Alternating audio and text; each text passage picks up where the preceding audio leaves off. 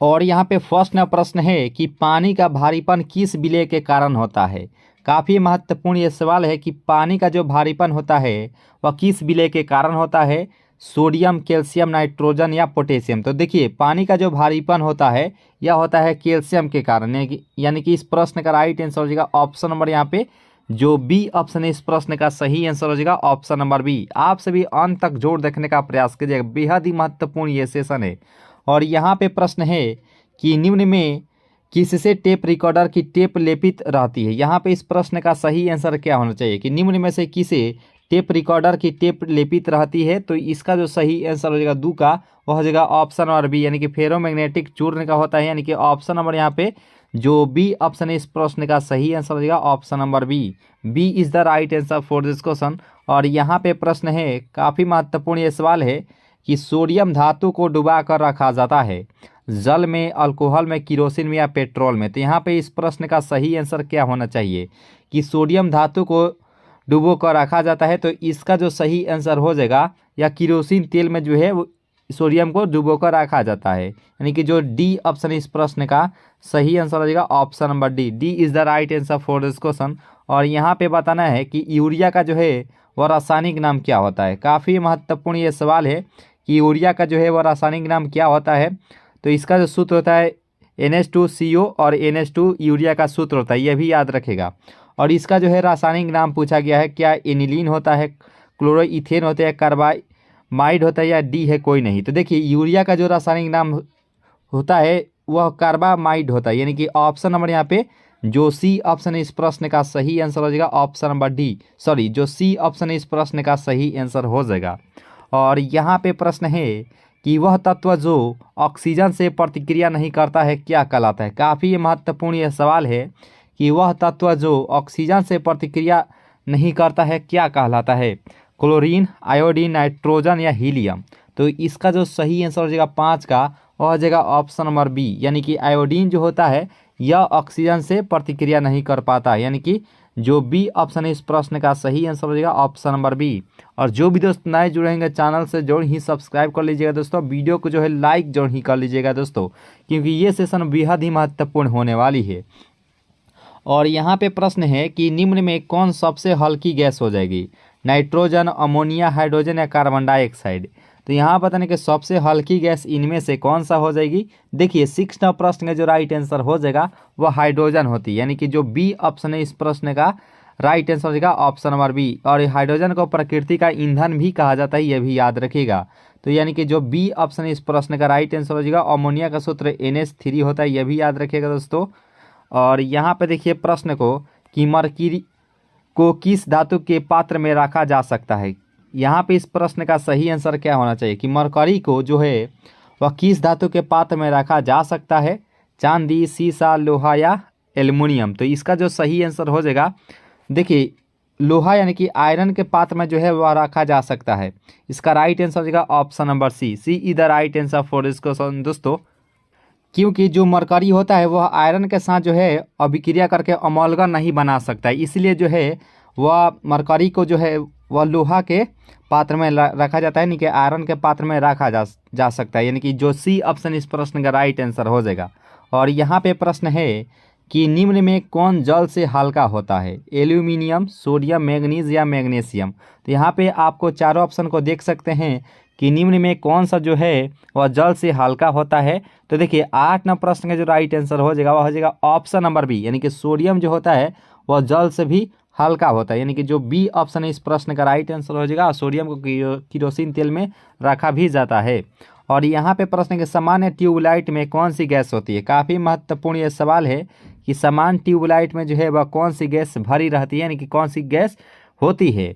तो देखिए 9 प्रश्न का जो राइट आंसर हो जाएगा वह हो जाएगा ऑप्शन नंबर सी, आर्गन के साथ मरकरी वेपर भी जो है उसमें शामिल रहता है, यानी कि जो सी ऑप्शन है इस प्रश्न का सही आंसर हो जाएगा option number C. C is the right answer for this question. और यहाँ पे प्रश्न है मिल्क ऑफ मैग्नीशिया क्या होता है। यहाँ पे चारों ऑप्शन को आप देख सकते हैं कि मिल्क ऑफ मैग्नीशिया क्या होता है। देखिए 10 प्रश्न का जो राइट आंसर हो जाएगा वह हो जाएगा option number D, magnesium hydroxide होता है, यानी कि जो डी ऑप्शन है इस प्रश्न का राइट आंसर हो जाएगा option number D. D is the right answer for this question दोस्तों। और यहाँ पे प्रश्न है कि क्वार्ट्ज किससे बनता है। काफ़ी महत्वपूर्ण ये सवाल है कि क्वार्ट्ज जो है वह किससे बनता है। तो देखिए 11वां प्रश्न का जो राइट आंसर हो जाएगा वह सोडियम सिलिकेट से जो है वह बनता है, यानी कि जो डी ऑप्शन है इस प्रश्न का राइट आंसर हो जाएगा ऑप्शन नंबर डी। जो भी दोस्त नए जुड़े रहेंगे चैनल से और जरूर ही सब्सक्राइब कर लीजिएगा दोस्तों, और वीडियो को जो है लाइक जरूर ही कर लीजिएगा दोस्तों। और सोने के आभूषण बनाने में किस धातु को मिश्रित किया जाता है। यहाँ पे इसका राइट आंसर क्या होना चाहिए कि सोने के आभूषण बनाने में किस धातु को मिश्रित किया जाता है। तो इसका जो सही आंसर हो जाएगा 12 का हो जाएगा ऑप्शन नंबर डी, यानी कि कॉपर को उसमें शामिल किया जाता है, यानी कि जो डी ऑप्शन इस प्रश्न का राइट आंसर हो जाएगा। और सोने का जो मात्रा रहता है उसमें 22 कैरेट सोना रहता है, उसके बाद जो है कॉपर रहता है, और 24 कैरेट शुद्ध सोना का जो है वह 24 कैरेट का होता है, यह भी याद रखिएगा। तो इस प्रश्न का राइट आंसर हो जाएगा ऑप्शन नंबर डी। आइए दोस्तों नेक्स्ट ना प्रश्न को कवर करते हैं, और यहाँ पे 13वां प्रश्न है कि पोर्टलैंड सीमेंट का आविष्कार किसने किया था। तो यहाँ पे इस प्रश्न का सही आंसर क्या होना चाहिए कि पोर्टलैंड सीमेंट का आविष्कार जो है वह किसने किया था। लियोनार्डो दा विंसी, डेविस गेसन, जोसेफ ऑस्पिडीन और पोर्सी एल स्पेंसर। तो यहाँ पे इसका जो सही आंसर हो जाएगा 13 का वह हो जाएगा ऑप्शन नंबर सी, यानी कि जोसेफ ऑस्पिडीन जो है इस प्रश्न का राइट आंसर हो जाएगा option number C. C is the right answer for this question. और यहाँ पे बताना है कि सबसे भारी धातु इनमें से कौन सा हो जाएगा। लिथियम हो जाएगा, ऑस्मियम, सिल्वर या आयरन। तो यहाँ बताना कि सबसे भारी धातु इनमें से कौन सा हो जाएगा। तो 14वां प्रश्न का जो राइट आंसर हो जाएगा ऑप्शन नंबर बी। ऑस्मियम जो है वह सबसे भारी धातु के रूप में होते हैं, यानी कि जो बी ऑप्शन है इस प्रश्न का सही आंसर हो जाएगा option number B. B is the right answer for this question. इसका जो है पीडीएफ अगर लेना चाहते हैं तो पीडीएफ आपको टेलीग्राम ग्रुप से ज्वाइन होते हैं, तो वहाँ से आप पीडीएफ डाउनलोड करके आप कभी भी प्रैक्टिस कर सकते हैं दोस्तों। और यहाँ पे बताना कि प्याज एवं लहसुन में गंध किसके कारण होता है। काफ़ी महत्वपूर्ण ये सवाल है कि प्याज एवं लहसुन में गंध किसके कारण होता है। सोडियम के कारण होता है, या पोटेशियम, या लिथियम, या क्लोरीन। तो इसका जो सही आंसर हो जाएगा 15 का वह होता है पोटेशियम के कारण संभव हो पाता है, यानी कि जो बी ऑप्शन है इस प्रश्न का राइट आंसर हो जाएगा option number B. B is the right answer for this question. और यहाँ पे बताना है कि हाइड्रोकार्बन का प्राकृतिक स्रोत क्या होता है। काफ़ी महत्वपूर्ण ये सवाल है कि हाइड्रोकार्बन का प्राकृतिक स्रोत क्या होता है। कच्चा तेल, जीव भार, कार्बोहाइड्रेट्स या कोयला। तो देखिए इसका जो सही आंसर हो जाएगा वह हो जाएगा क्या होना चाहिए दोस्तों। तो यह होता है कच्चा तेल, यानी कि जो ए ऑप्शन है इस प्रश्न का राइट आंसर हो जाएगा ऑप्शन नंबर ए। ए जो इस प्रश्न का राइट आंसर होना चाहिए, जो कि राइट आंसर हो जाएगा ऑप्शन नंबर ए। और यहाँ पे प्रश्न है कि किस गैस का प्रयोग सिगरेट लाइटर में होता है। यहाँ पे ब्यूटेन, मीथेन, प्रोपेन या रेडॉन। तो यहाँ पे इसका राइट आंसर क्या होना चाहिए कि किस गैस का प्रयोग जो है सिगरेट लाइटर के रूप में किया जाता है। तो इसका जो सही आंसर हो जाएगा 17 का वह हो जाएगा ऑप्शन नंबर ए। ब्यूटेन जो है इस प्रश्न का सही आंसर हो जाएगा ऑप्शन नंबर ए। ए जो है इस प्रश्न का सही आंसर हो जाएगा। और यहाँ पे 58वां प्रश्न है कि सिरका जो है किसका जलीय विलयन होता है। नींबू के रस का, ऑक्सीजन के अम्ल का, हाइड्रोक्लोरिक अम्ल का, या एसिटिक एसिड का। तो यहाँ बताने कि सिरका जो है वह किसका जलीय विलयन होता है। तो इसका जो सही आंसर हो जाएगा वह हो जाएगा ऑप्शन नंबर यहाँ पे जो डी ऑप्शन है एसिटिक एसिड का, जो कि राइट आंसर हो जाएगा ऑप्शन नंबर डी। डी जो है इस प्रश्न का राइट आंसर हो जाएगा। और एक क्वेश्चन जो है आपके लिए है कि प्रकाश वर्ष किसका मात्रक होता है। कमेंट बॉक्स से आपका जरूर ही आंसर आना चाहिए दोस्तों कि प्रकाश वर्ष जो है वह किसका मात्रक होता है। और यहाँ पे बताना है 19वां प्रश्न को कि पनीर निम्न में किसका उदाहरण होता है। काफ़ी महत्वपूर्ण ये सवाल है कि पनीर जो होता है वह निम्न में से किसका उदाहरण होता है। जेल का, इमल्सन का, फोम का, या सोल का। तो देखिए इसका जो सही आंसर हो जाएगा यहाँ पे 19 का वह हो जाता है जेल का। ठीक है, जेल जो है इस प्रश्न का सही आंसर हो जाएगा ऑप्शन नंबर ए। ए जो है इस प्रश्न का राइट आंसर हो जाएगा। और उम्मीद करते हैं आप सभी आंसर भी बता दिए होंगे कि प्रकाश वर्ष किसका मात्रक होता है। तो जो भी दोस्त दूरी बताए हैं उनका राइट आंसर हो जाएगा। ठीक है, दूरी का जो है वह मात्रक प्रकाश वर्ष ही होता है। और एक प्रकाश वर्ष कितने किलोमीटर के बराबर होता है। तो हम थोड़ा सा बताने का प्रयास करेंगे दोस्तों कि 9.46 गुने 10 के पावर 12 किलोमीटर के बराबर होता है। ठीक है, एक प्रकाश वर्ष से बराबर। और वहीं अगर मीटर में कहेगा तो 9.46 गुने 10 के पावर वह 15 मीटर के बराबर होता है एक प्रकाश वर्ष। याद रखेगा दोस्तों। तो इस प्रश्न का जो राइट आंसर हो जाएगा वह हो जाएगा ऑप्शन नंबर ए। जेल जो है इस प्रश्न का सही आंसर हो जाएगा। और सिरका यानी कि विनेगर का रासायनिक नाम क्या होता है। काफ़ी महत्वपूर्ण ये सवाल है कि सिरका का रासायनिक नाम क्या होता है। तो butanoic acid, acetic acid, propanoic acid या मेथेनोइक एसिड। तो देखिए सिरका का जो है रासायनिक नाम जो हो जाएगा यहाँ पे वह हो जाएगा ऑप्शन नंबर बी, यानी कि एसिटिक एसिड जो है इस प्रश्न का सही आंसर हो जाएगा ऑप्शन नंबर, यहाँ पे जो बी ऑप्शन है इस प्रश्न का सही आंसर हो जाएगा ऑप्शन नंबर बी। और एक क्वेश्चन आप सभी के लिए है दोस्तों कि बैक्टीरिया की खोज किसके द्वारा किया गया था दोस्तों, यानी कि जीवाणु का खोज जो है वह किसके द्वारा की गई थी दोस्तों। कमेंट बॉक्स में आपका आंसर जरूर ही आना चाहिए दोस्तों कि बैक्टीरिया की खोज जो है वह किसके द्वारा किया गया था। और यहाँ पे बताना है कि पेट्रोल एक मिश्रण होता है एल्केन का, एल्कीन का, हाइड्रोकार्बन का, एल्काइन का। तो यहाँ पे 21वां प्रश्न का सही आंसर क्या होना चाहिए कि पेट्रोल एक मिश्रण होता है। देखिए 21वां प्रश्न का जो राइट आंसर हो जाएगा यह होता है हाइड्रोकार्बन का, यानी कि जो डी ऑप्शन है इस प्रश्न का सही आंसर हो जाएगा ऑप्शन नंबर डी। डी जो इस प्रश्न का सही आंसर हो जाएगा। और यहाँ पे प्रश्न है कि पॉलीथीन प्राप्त होता है नाइट्रिक एसिड से, पिक्रिक अम्ल से, एथिलीन के बहुलीकरण से या इनमें से कोई नहीं। तो यहाँ पे इस प्रश्न का सही आंसर क्या होगा कि पॉलीथीन प्राप्त होता है। तो देखिए 22वां प्रश्न का जो राइट आंसर हो जाएगा वो हो जाएगा एथिलीन के बहुलीकरण से जो है वह पॉलीथीन प्राप्त होता है, यानी कि जो सी ऑप्शन है इस प्रश्न का सही आंसर हो जाएगा ऑप्शन नंबर सी। सी जो इस प्रश्न का राइट आंसर हो जाएगा। और अब तक आप आंसर भी दे दिए होंगे दोस्तों कि बैक्टीरिया की खोज किसके द्वारा की गई थी दोस्तों, तो वे ल्यूएनहॉक के द्वारा जो है बैक्टीरिया की खोज की गई थी, यानी कि जीवाणु की जो खोज है वह ल्यूएनहॉक के द्वारा किया गया था दोस्तों। और जीवित कोशिका की जो खोज है वह ल्यूएनहॉक के द्वारा ही किया गया था दोस्तों। वैसे बात करें कोशिका के बारे में तो कोशिका की खोज जो है वह रॉबर्ट हुक के द्वारा किया गया था दोस्तों, याद रखिएगा। और जीवित कोशिका की खोज जो है वह ल्यूएनहॉक के द्वारा किया गया था। तो यहाँ पॉलीथीन जो प्राप्त होता है वह एथिलीन के बहुलीकरण से जो है वह प्राप्त होता है, यानी कि जो सी ऑप्शन है इस प्रश्न का सही आंसर हो जाएगा। तो चलिए दोस्तों नेक्स्ट प्रश्न कवर करते हैं। सेशन अगर यहाँ तक अगर अच्छी लगी हो तो एक लाइक जरूर ही कीजिएगा दोस्तों, और अगर चांस अगर नए जुड़े हो तो जरूर ही सब्सक्राइब कर लीजिएगा दोस्तों, ठीक है। और अपने दोस्तों में भी जो है वीडियो को शेयर जरूर करने का प्रयास कीजिएगा। और यहाँ पे 23वां प्रश्न को देखिए कि किस संश्लेषित रेशा को कृत्रिम सिल्क के नाम से भी जाना जाता है, कॉटन, रेयन, टेरिलिन या नायलॉन। तो यहाँ पे इस प्रश्न का सही आंसर क्या होना चाहिए कि किस संश्लेषित रेशा को जो है कृत्रिम सिल्क के नाम से जाना जाता है।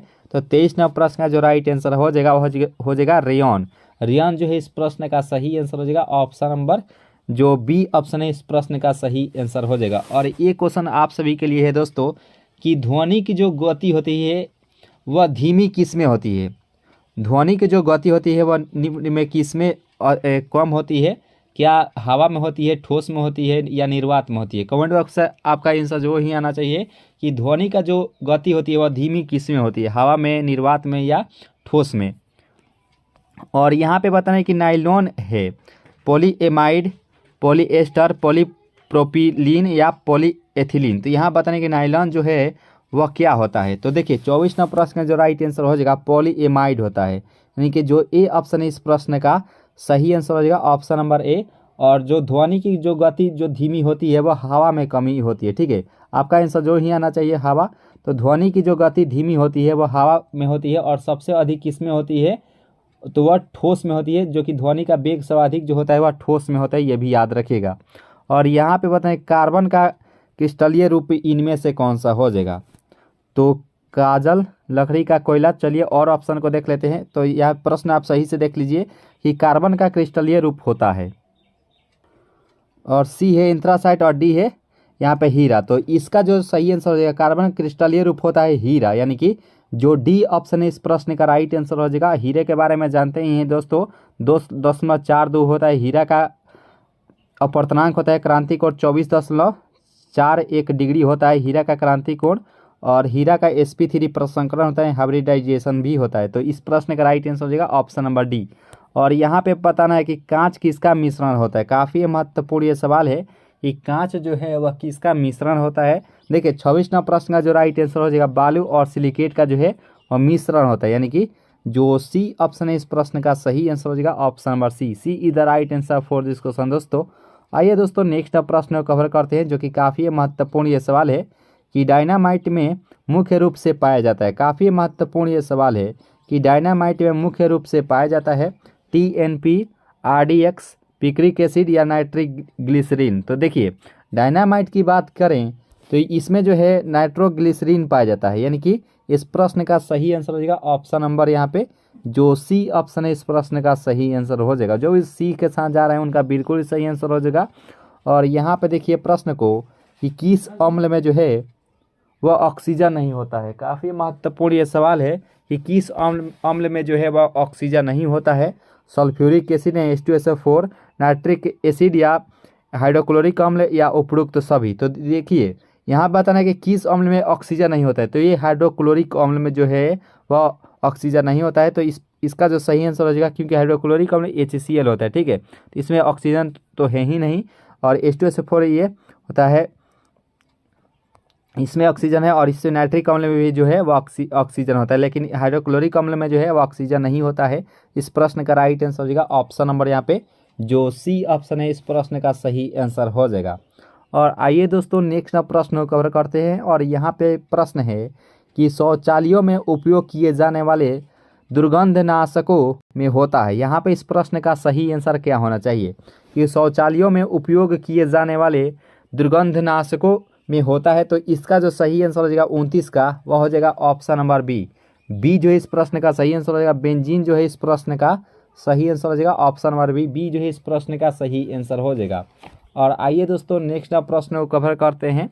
और यहाँ पे 30वां प्रश्न है कि वेल्डिंग में इस्तेमाल की जाने वाली गैसों में क्या होता है। काफ़ी महत्वपूर्ण ये सवाल है कि वेल्डिंग में इस्तेमाल की जाने वाले गैसों में क्या होता है। तो इसका जो सही आंसर हो जाएगा, चारों ऑप्शन को आप सही से देख सकते हैं।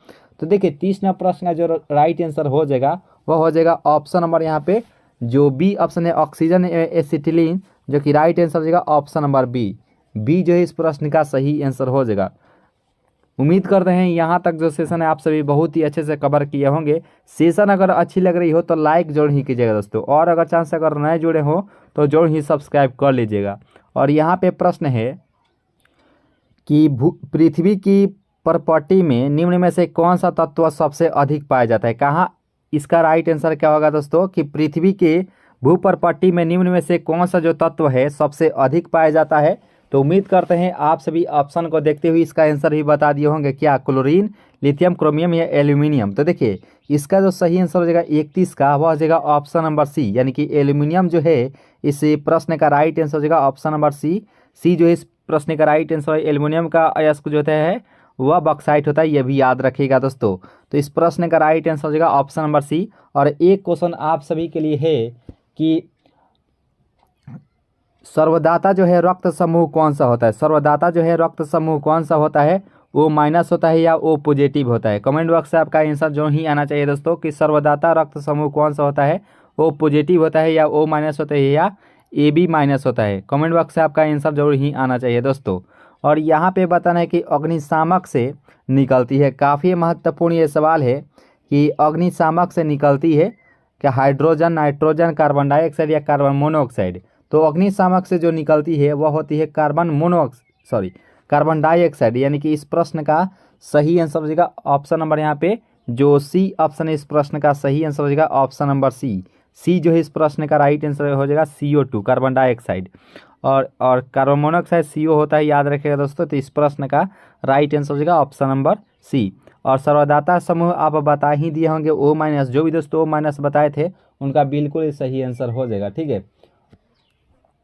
और यहाँ पे प्रश्न है कि रबर को मजबूत और उछाल लायक बनाने के लिए इनमें से क्या मिलाया जाता है। काफ़ी महत्वपूर्ण ये सवाल है कि रबर को मजबूत और उछाल लायक बनाने के लिए निम्न में से क्या मिलाया जाता है। Petroleum jelly, sulphuric acid, sponge या सल्फर। तो इसका जो सही आंसर हो जाएगा 33 का वह देता है ऑप्शन नंबर सी, यानी कि सल्फर का जो है उसमें प्रयोग किया जाता है, यानी कि जो सी ऑप्शन है इस प्रश्न का सही आंसर हो जाएगा ऑप्शन नंबर सी। और यहाँ पे देखिए प्रश्न को कि कच्चा एल्युमिनियम किस नाम से जाना जाता है। काफ़ी महत्वपूर्ण ये सवाल है कि कच्चा एल्युमिनियम किस नाम से जाना जाता है, लिग्नाइट, बॉक्साइट, पैराइट या एंथ्रेसाइट। तो यहाँ पे 34वां प्रश्न का राइट आंसर क्या होना चाहिए। देखिए यहाँ पे 34 नंबर प्रश्न का जो राइट आंसर हो जाएगा, देखिए कांचा एल्युमिनियम किस नाम से जाना जाता है, तो बॉक्साइट नाम से जाना जाता है। इस प्रश्न का राइट आंसर हो जाएगा ऑप्शन नंबर बी जो है इस प्रश्न का सही आंसर हो जाएगा। इसका अगर पीडीएफ लेना चाहते हैं तो पीडीएफ आपको टेलीग्राम ग्रुप से ज्वाइन होते हैं तो वहाँ से आप पीडीएफ डाउनलोड करके आप कभी प्रैक्टिस कर सकते हैं दोस्तों, क्योंकि प्रैक्टिस मेक्स परफेक्ट। तो आप जो है हमेशा प्रैक्टिस करते रहेगा दोस्तों। और टेलीग्राम ग्रुप का जो लिंक है इसी वीडियो के नीचे आपको डिस्क्रिप्शन बॉक्स में दिया जाएगा। और यहाँ पे प्रश्न है कि आवर्त सारणी में W अक्षर किस तत्व को दर्शाता है। काफ़ी ये महत्वपूर्ण ये सवाल है कि आवर्त सारणी में W जो है किस तत्व को दर्शाता है। टंगस्टन, बोएस्टाइट या बरिलियम और पारा। तो यहाँ पे इसका जो सही आंसर हो जाएगा 35 का वह होता है टंगस्टन। टंगस्टन जो है इस प्रश्न का राइट आंसर हो जाएगा ऑप्शन नंबर ए जो है इस प्रश्न का सही आंसर हो जाएगा। सेशन अच्छी लग रही हो तो लाइक जरूर ही कीजिएगा दोस्तों। और यहाँ पे 36वां प्रश्न है जो कि काफ़ी महत्वपूर्ण यह सवाल है कि कार्बन डाइऑक्साइड यानी CO2 की कितनी मात्रा वायुमंडल में रहती है। 3%, 0.03%, 0.3% या 0.003%। तो यहाँ पे इस प्रश्न का सही आंसर क्या होना चाहिए कि कार्बन डाइऑक्साइड की कितनी मात्रा वायुमंडल में रहती है। तो इसका जो सही आंसर हो जाएगा यहाँ पे 36वां प्रश्न का वह 0.03% रहती है, यानी कि इस प्रश्न का राइट आंसर हो जाएगा ऑप्शन नंबर बी जो है इस प्रश्न का सही आंसर हो जाएगा। चलिए दोस्तों नेक्स्ट प्रश्न को कवर करते हैं। और यहाँ पे फर्स्ट प्रश्न है कि तत्वों का सबसे पहले वर्गीकरण किया था रदरफोर्ड, डोबेर, रेनर, मेंडलीफ या डी है इनमें से कोई नहीं। तो आपसे भी अधिक से अधिक आंसर देने का प्रयास कीजिएगा। तो देखिए तत्वों का जो सबसे पहले वर्गीकरण जो किया गया था वह डोबेरेनर के द्वारा जो है वह किया गया था, जो कि ऑप्शन नंबर बी इसका राइट आंसर हो जाएगा। B is the right answer for this question. और यहाँ पे प्रश्न है काफ़ी महत्वपूर्ण ये सवाल है कि वह सबसे छोटा कण जिसमें उस तत्व के सभी गुण वर्तमान हो वह कौन सा तत्व होता है। ठीक है, क्या परमाणु होता है, अणु या यौगिक या डी है इनमें से कोई नहीं। तो यह सिर्फ परमाणु ही होता है। इसका राइट आंसर हो जाएगा ऑप्शन नंबर ए जो है इस प्रश्न का राइट आंसर हो जाएगा। और यहाँ पे प्रश्न है कि किसी तत्व के गुणों को प्रदर्शित करता है। तो यह इसका राइट आंसर क्या होगा कि किसी तत्व के गुणों को कौन सा जो है वह प्रदर्शित करता है। क्या परमाणु क्रमांक होता है या परमाणु भार होते हैं या अणु भार या तुल्यांकी भार होता है।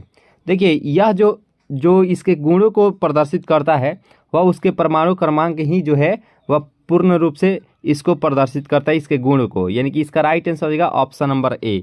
ये जो इस प्रश्न का राइट आंसर हो जाएगा। और यहाँ पे प्रश्न है कि हैलोजन में सर्वाधिक प्रभावशाली ऑक्सीकर्ता कौन सा हो जाएगा। दोस्तों अगर ऑक्सीकर्ता अगर सबसे पहले कहेगा तो हम लोग किसके साथ हम लोग जाएंगे।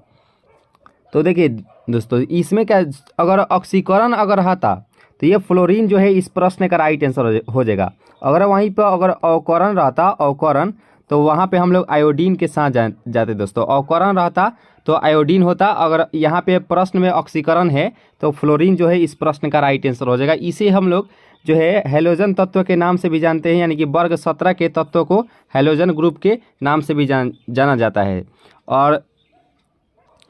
और यहाँ पे जो ब्रोमीन आप देख रहे होंगे आप सभी को मालूम होगा कि अधातु रहते हुए भी यह जो है कमरे के ताप पर जो है यह द्रव अवस्था में पाया जाता है। तो इसका जो राइट आंसर हो जाएगा वह ऑप्शन नंबर जो सी है इस प्रश्न का सही आंसर हो जाएगा। और यहाँ पे 5वां प्रश्न है कि स्वर्ण किस पदार्थ में घुल जाता है। यानी कि यहाँ पे जो सोना होता है आप लोग जब आभूषण बनवाने जब जाते होंगे तो वहाँ पे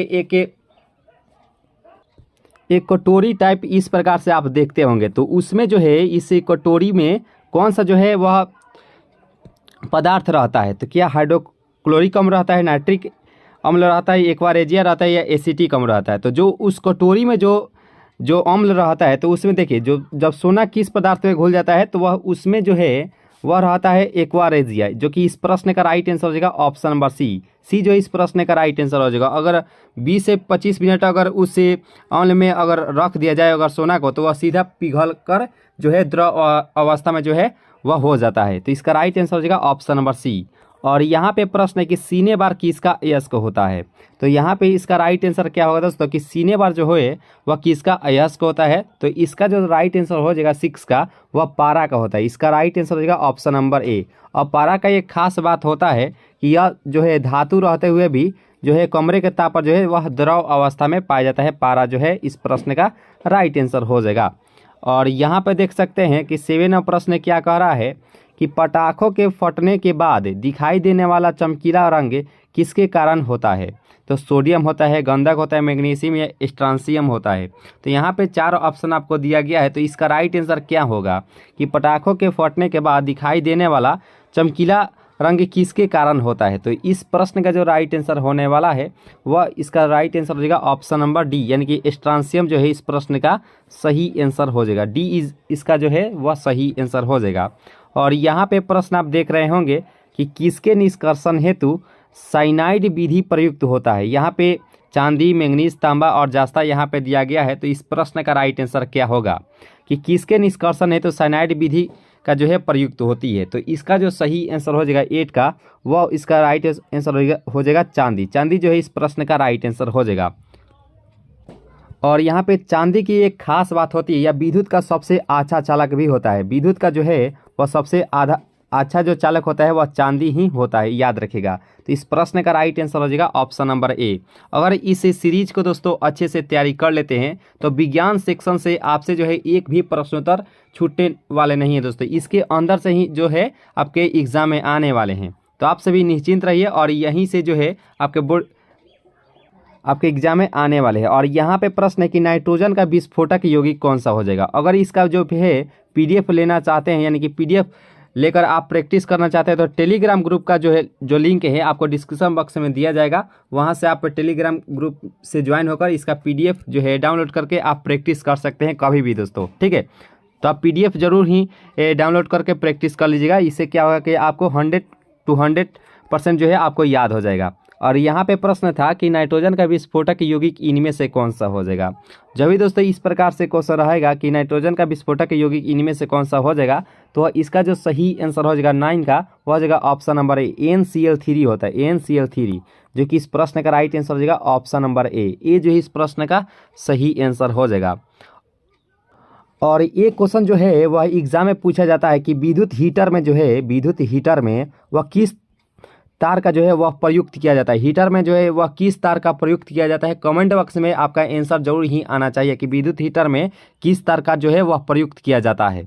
और यहाँ पे 10वां प्रश्न भी आपके सामने आ चुका है कि हवा के वास्तविक जलवाष्प की मात्रा को क्या कहते हैं। तो यहाँ पे इसका राइट आंसर क्या होगा दोस्तों कि हवा के वास्तविक जलवाष्प की मात्रा को क्या कहते हैं। तो इसका 10 का राइट आंसर जो हो जाएगा वह परम आर्द्रता कहते हैं। इसका जो सही आंसर हो जाएगा वह ऑप्शन में जो यहाँ पे जो डी है इस प्रश्न का राइट आंसर हो जाएगा। और यहाँ पे प्रश्न है कि मानव निर्मित प्रथम रेशा कौन सा था, यानी कि जो मानव के द्वारा जो निर्मित किया गया था रेशा वह इनमें से कौन सा हो जाएगा। तो इसका जो सही आंसर हो जाएगा 11th का, वह हो जाएगा नाइलॉन। नाइलॉन जो है इस प्रश्न का सही आंसर हो जाएगा। जो बी ऑप्शन है इस प्रश्न का राइट आंसर हो जाएगा। और यहाँ पे 150 डिग्री सेल्सियस तक गर्म होने पर यूरिया देता है। आपको याद होगा कि सबसे पहले जो है वह यूरिया का जो है वह प्रयोगशाला में ज्ञात किया गया था दोस्तों, याद रखिएगा। यूरिया का जो है सबसे पहले प्रयोगशाला में ज्ञात किया गया था। और यहाँ पे इसका राइट आंसर क्या होगा कि 150 डिग्री सेल्सियस तक गर्म होने पर यूरिया देता है। तो इसका जो सही आंसर हो जाएगा 12 का, वह वायुरेट जो है इस प्रश्न का राइट आंसर हो जाएगा, जो कि डी जो है इस प्रश्न का सही आंसर हो जाएगा। और यहाँ पे प्रश्न है कि रेडियोथेरेपी में उपयोग होने वाले नोबल गैस इनमें से कौन सा हो जाएगा। यहाँ पे इस प्रश्न का राइट आंसर क्या होगा कि रेडियोथेरेपी में उपयोग होने वाली नोबल गैस इनमें से कौन सा हो जाएगा। तो इसका जो सही आंसर हो जाएगा यहाँ पे 13वां प्रश्न का, वह हो जाएगा ऑप्शन नंबर बी, यानी कि रेडॉन जो है इस प्रश्न का सही आंसर हो जाएगा। जो यहाँ पे जो बी ऑप्शन है इस प्रश्न का राइट आंसर हो जाएगा। और यहाँ पे 14वां प्रश्न है कि नाभिकीय विखंडन को सर्वप्रथम प्रयोगात्मक तरीके से देखा गया था। तो इसका जो राइट आंसर हो जाएगा, यहाँ पे प्रश्न है कि नाभिकीय विखंडन को सर्वप्रथम प्रयोगात्मक तरीके से देखा गया था। तो ये स्ट्रासमस द्वारा जो है इस प्रश्न का राइट आंसर हो जाएगा। ऑप्शन नंबर यहाँ पे जो बी ऑप्शन है इस प्रश्न का राइट आंसर हो जाएगा। जो कि नाभिकीय विखंडन किस में होता है, तो परमाणु जो बम होता है, परमाणु बम, वह नाभिकीय विखंडन पर जो है वह कार्य करता है। और सूर्य का जो प्रकाश है वह नाभिकीय संलयन पर जो है वह कार्य करता है, यानी कि हाइड्रोजन बम जो है वह भी नाभिकीय संलयन पर ही कार्य करता है और परमाणु बम जो है नाभिकीय विखंडन पर कार्य करता है, याद रखेगा। तो इस प्रश्न का जो राइट आंसर हो जाएगा ऑप्शन नंबर बी। और यहाँ पे 15वां प्रश्न है कि जास्ता जो है निम्न मिश्र धातु में उपस्थित नहीं है। यहाँ पे उपस्थित नहीं पूछा गया है, तो यहाँ पे इसका जो सही आंसर हो जाएगा वह इसका राइट आंसर हो जाएगा कांसा। कांसा जो है इस प्रश्न का राइट आंसर हो जाएगा। 15वां प्रश्न का जो राइट आंसर हो जाएगा वह हो जाएगा ऑप्शन नंबर बी। और एक क्वेश्चन दोस्तों पूछ लिया जाता है कि पीतल का मिश्र धातु कौन कौन सा होता है, तो एक आपको याद होगा कि पिताजी अगर याद होगा तो आप सभी को पीतल का जो है मिश्र धातु आराम से जो है वह याद हो जाएगा। पी से पीतल, त से तांबा और ज से जास्ता, यानी कि पीतल का जो मिश्र धातु हो जाएगा वह तांबा और जास्ता हो जाएगा, याद रखिएगा। तो पी से पीतल, त से तांबा और ज से जास्ता, यानी कि पीतल का जो मिश्र धातु हो जाएगा वह तांबा और जास्ता ही होता है, याद रखिएगा। और यहाँ पे प्रश्न 16वां प्रश्न आप देख रहे होंगे स्क्रीन पर, जो कि काफ़ी महत्वपूर्ण ये सवाल है कि निम्न में सर्वाधिक परिस्थिति अनुकूलन ईंधन कौन सा हो जाएगा। तो यहाँ पे इसका राइट आंसर क्या होगा दोस्तों कि सर्वाधिक परिस्थिति अनुकूलन ईंधन इनमें से कौन सा हो जाएगा। तो यहाँ पे 16वां प्रश्न का जो राइट आंसर हो जाएगा वह हाइड्रोजन, इसका राइट आंसर हो जाएगा। हाइड्रोजन जो है इस प्रश्न का राइट आंसर हो जाएगा, और इसे जो है भविष्य का ईंधन भी कहा जाता है, ठीक है। तो हाइड्रोजन जो है इस प्रश्न का राइट आंसर हो जाएगा। और यहाँ पे 17वां प्रश्न भी आप सभी के सामने उपस्थित हो चुका है कि त्वरित चालक निर्मित होते हैं तांबा से, एल्यूमिनियम से, लोहा से या इस्पात से। तो यहाँ पे बताना है कि त्वरित चालक जो है वह निर्मित होते हैं। देखिए 17वां प्रश्न का जो राइट आंसर हो जाएगा वह तांबा से होते हैं, याद रखेगा। इस प्रश्न का सही आंसर हो जाएगा ऑप्शन नंबर ए, ये जो इस प्रश्न का राइट आंसर हो जाएगा। और एक दोस्तों लोहा का मुख्य यस्क भी पूछ लिया जाता है कि लोहा का जो है मुख्य यस्क कौन सा होता है। तो जब भी दोस्तों अगर मुख्य यस्क कहेगा तो वह हेमेटाइट होता है। हेमेटाइट जो है वह लोहा का मुख्य यस्क होता है। और एल्यूमिनियम का कौन सा होता है, तो वह बॉक्साइट होता है, याद रखेगा। तो इस प्रश्न का राइट आंसर हो जाएगा ऑप्शन नंबर ए, ये जो इस प्रश्न का सही आंसर हो जाएगा। और यहाँ पे प्रश्न है कि प्रकाश की गति न्यूनतम होगी जब वह गुजरेगी। अब वैसे बात करें प्रकाश की जो चाल होती है वह 3 × 10⁸ मीटर पर सेकेंड होता है, जो कि निर्वात में होती है, याद रखेगा। तो यहाँ पे बताना है कि प्रकाश की गति न्यूनतम यानी कि सबसे कम यहाँ पे किस माध्यम से जब गुजरेगी तो होगी। तो इसका जो राइट आंसर हो जाएगा 18वां प्रश्न का राइट आंसर अब तक आप दे दिए होंगे कि कांच जो है इस प्रश्न का राइट आंसर हो जाएगा। जो सी ऑप्शन है इस प्रश्न का सही आंसर हो जाएगा। C is the right answer for this question, यानी कि कांच यानी कि ग्लास जो इस प्रश्न का सही आंसर हो जाएगा। तो उम्मीद करते हैं यहाँ तक जो सेशन है आप सभी को अच्छी लगी होंगी। दोस्तों अगर लग रही होंगी तो लाइक जरूर कीजिएगा दोस्तों, और अगर चांस अगर नए जुड़े हों तो जरूर ही सब्सक्राइब कर लीजिएगा।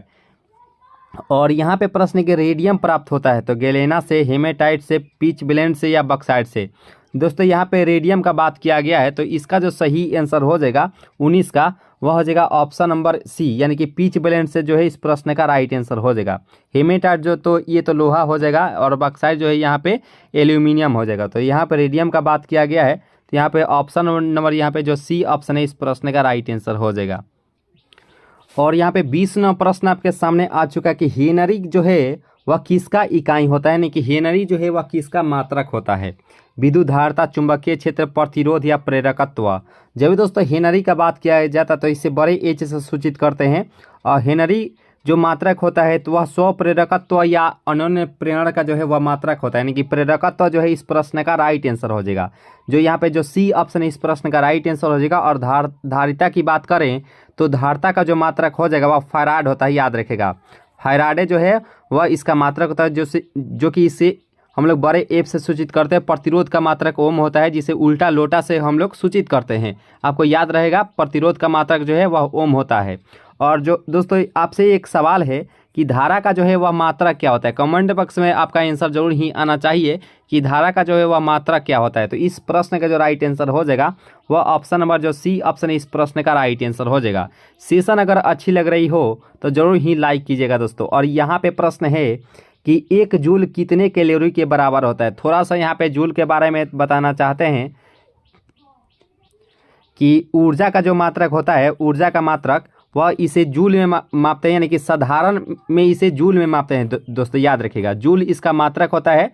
और ऊर्जा का जो अगर व्यावसायिक मात्रक अगर कहेगा, व्यावसायिक मात्रक कहे या सबसे बड़ा अगर मात्रक कहे ऊर्जा का तो वह किलोवाट घंटा होता है। आप सभी को जरूर ही मालूम होगा, तो याद रखिएगा सबसे बड़ा जो मात्रक होता है वह किलोवाट घंटा इसका मात्रक होता है। और ऊर्जा का साधारण अगर मात्रा अगर कहे दोस्तों, यानी कि इसका मात्रक का है तो वो जूल में मापा जाता है, याद रखिएगा। तो इसका जो अभी तो इसका आंसर अभी नहीं हम लोग जाने हैं कि यहाँ पे बताना है कि 1 जूल कितने कैलोरी के बराबर होता है। तो इसका जो सही आंसर हो जाएगा 21 का क्या होगा दोस्तों, ये 0.24 के बराबर होता है। इसका राइट आंसर हो जाएगा ऑप्शन नंबर यहाँ पे जो डी ऑप्शन है इस प्रश्न का सही आंसर हो जाएगा। उम्मीद करते हैं यहाँ तक जो सेशन है आप सभी बहुत ही अच्छे से कवर किए होंगे। और यहाँ पे प्रश्न है कि पानी का अणु भार होता है तो 16 एटॉमिक मास यूनिट यानी कि 18 AMU, और यहाँ पे 4 ऑप्शन आपको दिया गया है, ठीक है। तो देखिए पानी का जब ही दोस्तों अगर अणु भार का अगर बात किया जाए तो इसका जो सही आंसर हो जाएगा 22 का, वह हो जाएगा ऑप्शन नंबर बी यानी कि 18 एटॉमिक मास यूनिट के बराबर होता है, यानी कि इसका राइट आंसर हो जाएगा ऑप्शन नंबर बी जो है इस प्रश्न का सही आंसर हो जाएगा। और यहाँ पे प्रश्न है कि MKS पद्धति में बल की इकाई क्या होता है, यहाँ पे MKS पद्धति में कहा गया है, ठीक है। तो डाइन होता है, न्यूटन होता है, फ्लक्स होता है या पाउंड होता है। तो यहाँ पे MKS पद्धति में बल का इकाई क्या होता है, तो इसका जो सही आंसर हो जाएगा यहाँ पे 23 का, वह हो जाएगा ऑप्शन नंबर बी यानी कि यहाँ पे न्यूटन जो है इस प्रश्न का राइट आंसर हो जाएगा ऑप्शन नंबर बी। अगर CGS पद्धति में अगर कहा था CGS तो वह डाइन होता है, याद रखिएगा दोस्तों। बल का जो मात्रक इकाई हो जाता है CGS पद्धति में तो वह डाइन ही होता है, याद रखिएगा। तो इसका जो सही आंसर हो जाएगा वह हो जाएगा ऑप्शन नंबर बी जो इस प्रश्न का राइट आंसर हो जाएगा। और यहाँ पे प्रश्न है कि शरीर में ऊतकों का निर्माण होता है, तो यहाँ पे इस प्रश्न का राइट आंसर क्या होगा दोस्तों कि शरीर में जो है वह ऊतकों का निर्माण किससे होता है, कैल्शियम से होता है, वसा से होता है, प्रोटीन से होता है या विटामिन से होता है। तो यहाँ पे इस प्रश्न का जो राइट आंसर हो जाएगा 24 का, वह हो जाएगा ऑप्शन नंबर डी यानी कि प्रोटीन से जो है इस प्रश्न का सही आंसर हो जाएगा। यहाँ पे जो डी ऑप्शन है इस प्रश्न का राइट आंसर हो जाएगा। और यहाँ पे 25वां प्रश्न भी आप सभी के सामने उपस्थित हो चुके हैं। कांच एक प्रकार का क्या है, अतिशीतित द्रव है, पॉलीमर है, क्रिस्टल है या धातु है। जब हम लोग 12th क्लास में थे तो ये क्वेश्चन हर बार पूछा जाता था कि कांच को और किस नाम से जाना जाता था। तो देखिए दोस्तों, कांच को जो है अतिशीतित द्रव के नाम से भी जाना जाता है, याद रखिएगा। तो यहाँ पे इस प्रश्न का जो राइट आंसर हो जाएगा यहाँ पे वह ऑप्शन नंबर ए जो है इस प्रश्न का सही आंसर हो जाएगा। कांच को जो है अतिशीतित द्रव के नाम से भी जाना जाता है, याद रखिएगा। तो यहाँ पे जो ए ऑप्शन है इस प्रश्न का राइट आंसर हो जाएगा। और यहाँ पे 26वां प्रश्न है कि इंटीग्रेट सर्किट चिप पर किसकी परत होती है, तो सिलिकॉन की, निकिल की, कॉपर की या आयरन की। तो इंटीग्रेट सर्किट चिप पर जो है किसकी परत होती है, तो यहाँ पे इसका जो सही आंसर हो जाएगा 26 का, वह हो जाएगा सिलिकॉन की होती है, याद रखिएगा। इसका जो राइट आंसर हो जाएगा ऑप्शन नंबर यहाँ पे जो ए ऑप्शन इस प्रश्न का सही आंसर हो जाएगा। सेशन अगर अच्छी लग रही हो तो लाइक जरूर ही कीजिएगा, और अगर चैनल से अगर नए जुड़े हो तो जरूर ही सब्सक्राइब कर लीजिएगा। इसका जो PDF है आपको टेलीग्राम ग्रुप से ज्वाइन होते हैं तो आपको PDF ये मिल जाएगा दोस्तों आंसर की के साथ, जहां से आप डाउनलोड करके आप प्रैक्टिस कर सकते हैं कभी भी दोस्तों। टेलीग्राम का जो लिंक है वह इसी वीडियो के नीचे डिस्क्रिप्शन बॉक्स में दिया गया है। और यहाँ पे प्रश्न है कि चुंबकीय डिस्क पर किस पदार्थ की परत होती है। यहाँ पे इस प्रश्न का राइट आंसर क्या होगा दोस्तों कि चुंबकीय डिस्क पर जो है वह किस पदार्थ की जो है वह परत होती है। तो 27वां प्रश्न का जो राइट आंसर हो जाएगा वह आयरन ऑक्साइड की होती है, याद रखिएगा। इसका जो राइट आंसर हो जाएगा वह राइट आंसर हो जाएगा ऑप्शन नंबर ए। और यहाँ पे पीयूष ग्रंथि स्थित होता है, ये सभी को मालूम होगा कि पीयूष ग्रंथि जो स्थित रहता है वह सभी को मालूम होगा कि वह इसका राइट आंसर हो जाएगा ऑप्शन नंबर बी यानी कि सिर में जो है वह उपस्थित रहता है, जो कि मान लीजिए ये हमारा सिर है तो वह पीछे जो है वह पीयूष ग्रंथि जो है वह उपस्थित रहता है, ठीक है। इसका जो राइट आंसर हो जाएगा ऑप्शन नंबर बी दोस्तों। इसे पीयूष ग्रंथि के जो है वह मास्टर ग्लैंड के नाम से भी जाना जाता है, यानी कि मास्टर ग्रंथि के भी नाम से जाना जाता है, याद रखिएगा दोस्तों। इसका राइट आंसर हो जाएगा ऑप्शन नंबर बी। और यहाँ पे 29वां प्रश्न है कि विटामिन ई की कमी से होता है। तो इससे रिलेटेड हम लोग 5 से 6 हम लोग जानेंगे दोस्तों विटामिन की कमी से दोस्तों, याद रखिएगा। देखिए यहाँ पे विटामिन ई की बात करें तो ये इसका जो राइट आंसर हो जाएगा वह नपुंसकता होता है, यानी कि नहीं होता है कि बांझपन, इसे नपुंसकता यानी कि बांझपन इसे कहते हैं दोस्तों, याद रखिए दोस्तों बांझपन। और इसका जो राइट आंसर हो जाएगा वह ऑप्शन नंबर यहाँ पे जो डी ऑप्शन है इस प्रश्न का राइट आंसर हो जाएगा। और बेरी किसके कमी से होता है, तो विटामिन बी के कमी से होता है बेरी दोस्तों, याद रखेगा। और रतौंधी किसके कारण होता है, तो विटामिन ए के कमी से रतौंधी होता है। और रिकेट्स किसके कारण होता है, तो विटामिन डी के कमी से जो है वह जो है रिकेट्स होता है। और एक क्वेश्चन पूछा जाता है कि रक्त का थाका होना वह किस विटामिन की कमी से होता है, तो विटामिन के की कमी से, याद रखेगा। और एक दोस्तों क्वेश्चन पूछा जाता है कि विटामिन B12 में जो है वह कौन सा धातु जो है वह पाया जाता है, याद रखेगा दोस्तों। कमेंट बॉक्स से आप जरूर ही बताने का प्रयास कीजिएगा कि विटामिन B12 में जो है वह कौन सा जो है वह धातु पाया जाता है, जल्दी से कमेंट करने का प्रयास कीजिएगा। तो इस प्रश्न का जो राइट आंसर हो जाएगा, विटामिन ई की कमी से जो होता है वह नपुंसकता होता है, इसका राइट आंसर हो जाएगा ऑप्शन नंबर डी। नपुंसकता कहे या बांझपन कहे, दोनों सेम ही होता है, इसका राइट आंसर हो जाएगा ऑप्शन नंबर डी। और यहाँ पे प्रश्न है कि प्रति सेकेंड एक रेडियम कितने RPM के बराबर होता है। तो यहाँ पे 30 प्रश्न का राइट आंसर क्या होगा दोस्तों, कि प्रति सेकेंड एक रेडियम कितने RPM के बराबर होता है। तो यहाँ पे 30 प्रश्न का जो राइट आंसर हो जाएगा वह जगह ऑप्शन नंबर बी, यानी कि 9.549 होता है, यानी कि इसका राइट आंसर हो जाएगा ऑप्शन नंबर बी जो इस प्रश्न का राइट आंसर हो जाएगा। उम्मीद करते हैं यहाँ तक जो सेशन है आप सभी को बहुत ही अच्छी लगी होगी, और लग रही होंगी अच्छी तो जरूर ही लाइक एक कीजिएगा, लास्ट में कमेंट कीजिएगा कि ये सेशन आपको कैसा लगा, है ना दोस्तों। और यहाँ पे प्रश्न है कि FIR में I अक्षर का घोतक क्या होता है, यानी कि I अक्षर का जो है वह अर्थ क्या होता है। तो यहाँ पे I अक्षर का जो अर्थ होता है, यहाँ पे इसका जो राइट आंसर हो जाएगा 31 का, वह इंफॉर्मेशन होता है, इसका राइट आंसर हो जाएगा ऑप्शन नंबर ए। और यहाँ पे प्रश्न है कि भारत का प्रथम परमाणु रिएक्टर किस नाम से जाना जाता है। तो सभी को मालूम होगा कि भारत का जो प्रथम परमाणु रिएक्टर का जो है नाम वह किस नाम से जाना जाता है। तो इसका जो सही आंसर हो जाएगा 32 का हो जाएगा ऑप्शरा, जो है इस प्रश्न का राइट आंसर हो जाएगा ऑप्शन नंबर बी जो इस प्रश्न का राइट आंसर हो जाएगा। और यहाँ पे प्रश्न है कि श्यानता की SI यूनिट क्या होती है। तो यहाँ पे श्यानता का जो है SI इकाई यहाँ पे पूछा गया है।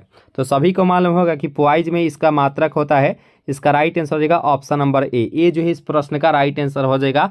और पास्कल किसका होता है, तो दाब का जो मात्रक होता है वह पास्कल में मापा जाता है, याद रखिएगा। तो इस प्रश्न का जो राइट आंसर हो जाएगा वह ऑप्शन नंबर यहाँ पे जो ए ऑप्शन है इस प्रश्न का सही आंसर हो जाएगा। और यहाँ पे प्रश्न है कि कौन जो है अचुंबकीय पदार्थ है। तो यहाँ पे अचुंबकीय पदार्थ है पूछा गया है, तो ये पीतल के साथ हम लोग जाएंगे, जो कि इस प्रश्न का राइट आंसर हो जाएगा। अगर वहीं पे कहा था कि लोहा, इसमें से कौन सा जो है पदार्थ है वह लौह चुंबकीय पदार्थ है, तो लोहा निकेल कोबाल्ट होता है, याद रखेगा दोस्तों। यानी कि लोहा यानी कि Fe Ni और CO, लोहा निकेल कोबाल्ट जो है वह लौह चुंबकीय पदार्थ होता है, याद रखेंगे। यानी फेरोमैग्नेटिक सब्सटेंस होते हैं। इस प्रश्न का राइट आंसर हो जाएगा अचुंबकीय पदार्थ यहाँ पे पूछा गया है, तो इसका राइट आंसर हो जाएगा ऑप्शन नंबर डी, पीतल जो है इस प्रश्न का राइट आंसर हो जाएगा। और यहाँ पे विकास का प्रारंभिक बल इनमें से कौन सा हो जाएगा। यहाँ पे 4 ऑप्शन आपको दिया गया है, चारों ऑप्शन में से कौन सा जो ऑप्शन है वह सही आंसर हो जाएगा कि विकास का प्रारंभिक बल इनमें से कौन सा हो जाएगा। देखिए 35 प्रश्न का जो राइट आंसर हो जाएगा, उम्मीद करते हैं आप सभी जो है ऑप्शन नंबर बी को बताए हैं, जो कि बिल्कुल ही सही आंसर हो जाएगा, यानी प्राकृतिक वर्ण जो है इस प्रश्न का राइट आंसर हो जाएगा। और एक दोस्तों क्वेश्चन पूछ लिया जाता है एग्जाम में कि आनुवंशिकी के पिता किसे कहा जाता है। जल्दी से कमेंट करके बताने का प्रयास कीजिएगा। जितने भी क्वेश्चंस आज हम पूछे हैं वो सभी क्वेश्चंस का आंसर आप कमेंट बॉक्स में जरूर ही देने का प्रयास कीजिएगा। तो अभी पूछा गया है कि आनुवंशिकी के पिता किसे कहा जाता है। दोस्तों कमेंट बॉक्स में जल्दी से बताने का प्रयास कीजिएगा। और यहाँ पे प्रश्न है कि इनमें से कौन सा जो कण है परमाणु में नहीं होता है। देखिए परमाणु के, तो यहाँ पे परमाणु में कौन सा जो है वह नहीं होता है। तो परमाणु में मान लीजिए परमाणु है और नाभिक में ये हम बताना चाहते हैं, ठीक है। तो परमाणु में इलेक्ट्रॉन भी होता है, इलेक्ट्रॉन इसके चारों तरफ चक्कर लगाता है। और जो नाभिक होता है इसमें प्रोटॉन और न्यूट्रॉन होता है, लेकिन न्यूट्रिनो कहाँ होता है दोस्तों। तो इसका जो राइट आंसर हो जाएगा वह ऑप्शन नंबर यहाँ पे जो डी ऑप्शन है इस प्रश्न का राइट आंसर हो जाएगा। डी जो है इस प्रश्न का राइट आंसर हो जाएगा। और परमाणु के जो नाभिक होता है हमेशा पॉजिटिव ही होता है, क्योंकि इसमें प्रोटॉन और न्यूट्रॉन ही शामिल होते हैं, याद रखिएगा। और इलेक्ट्रॉन जो है इस पर चारों तरफ चक्कर लगाता है। और इस इलेक्ट्रॉन का जो मान होता है 1.6 × 10 के पावर -19 कूलम होता है, याद रखिएगा दोस्तों। ये इलेक्ट्रॉन जो आवेश होता है, आवेश वह इसका राइट आंसर हो जाएगा, ठीक है। इलेक्ट्रॉन और प्रोटॉन के लिए पॉजिटिव होता है, न्यूट्रॉन पर तो कोई आवेश ही नहीं होता है, और प्रोटॉन के लिए पॉजिटिव होता है, याद रखिएगा। तो इस प्रश्न का जो राइट आंसर हो जाएगा न्यूट्रिनो जो है इस प्रश्न का सही आंसर हो जाएगा डी। और डायनेमो का कार्य सिद्धांत आधारित होता है। यहाँ पे काफ़ी महत्वपूर्ण ये सवाल है कि डायनेमो का सिद्धांत आधारित होता है। तो यहाँ पे 4 ऑप्शन आपको दिया गया है, इसका राइट आंसर क्या होगा। देखिए 37वां प्रश्न का जो राइट आंसर हो जाएगा और फैराडे का नियम इस प्रश्न का राइट आंसर हो जाएगा ऑप्शन नंबर यहाँ पे जो बी ऑप्शन है इस प्रश्न का सही आंसर हो जाएगा। जो बी ऑप्शन है इस प्रश्न का राइट आंसर हो जाएगा। और यहाँ पे प्रश्न है कि आइंस्टीन समीकरण E बराबर mc² में सी कौन क्या दर्शाता है। यहाँ पे सी, यहाँ पे बताना है कि सी जो है वह इनमें से क्या दर्शाता है। तो इसका जो सही आंसर हो जाएगा 38 का, वह हो जाएगा ऑप्शन नंबर बी, प्रकाश का वेग। इसमें प्रकाश का जो वेग होता है यानी कि चाल, यहाँ पे हम लोग जब न्यूमेरिकल सवाल बनाते थे तो उसमें इसमें प्रकाश की जो चाल है वह 3 × 10⁸ मीटर पर सेकेंड ही इसमें लिया जाता है। ठीक है, तो यहाँ पे इस प्रश्न का राइट आंसर हो जाएगा ऑप्शन नंबर, यहाँ पे जो बी ऑप्शन है इस प्रश्न का सही आंसर हो जाएगा। और एम जो है वह मास होता है यानी कि द्रव्यमान होता है, याद रखेगा। तो इसका राइट आंसर हो जाएगा ऑप्शन नंबर बी। और यहाँ पे प्रश्न है कि प्रथम बार मंगल ग्रह पर उतरने वाला अंतरिक्ष यान इनमें से कौन सा हो जाएगा। तो आप सभी को मालूम होगा कि प्रथम बार मंगल ग्रह पर उतरने वाला अंतरिक्ष यान इनमें से कौन सा हो जाएगा। तो इसका जो सही आंसर हो जाएगा यहाँ पे 39 का, वो हो जाएगा ऑप्शन नंबर सी, यानी कि पाथफाइंडर जो है इस प्रश्न का सही आंसर हो जाएगा। और मंगल ग्रह का मात्र 2 ही उपग्रह है, फबोस और डिबोस होता है, याद रखेगा दोस्तों। मंगल ग्रह के 2 मात्र उपग्रह ही होता है, याद रखेगा, फबोस और डिबोस, याद रखेगा। और यहाँ पे प्रश्न है कि 1 पाउंड में कितना आउंस होता है। यहाँ पे इस प्रश्न का राइट आंसर क्या होगा कि 1 पाउंड में कितना आउंस होता है। तो यहाँ पे 40वां प्रश्न का जो राइट आंसर हो जाएगा वो हो जाएगा ऑप्शन नंबर डी। डी जो है इस प्रश्न का 16 जो है इस प्रश्न का राइट आंसर हो जाएगा ऑप्शन नंबर डी। और यहाँ पे प्रश्न है कि 1 लीटर बराबर कितना गैलन होता है। तो यहाँ पे 41वां प्रश्न का राइट आंसर क्या होगा कि 1 लीटर बराबर कितना गैलन होता है। तो यहाँ पे 41वां प्रश्न का राइट आंसर हो जाएगा ऑप्शन नंबर ए। ए जो इस प्रश्न का सही आंसर हो जाएगा, यानी कि 0.2642 गैलन ही होता है। इसका राइट आंसर हो जाएगा ऑप्शन नंबर ए। और यहाँ पे प्रश्न है कि द्रवों की श्यानता को मापने वाला यंत्र क्या कहलाता है।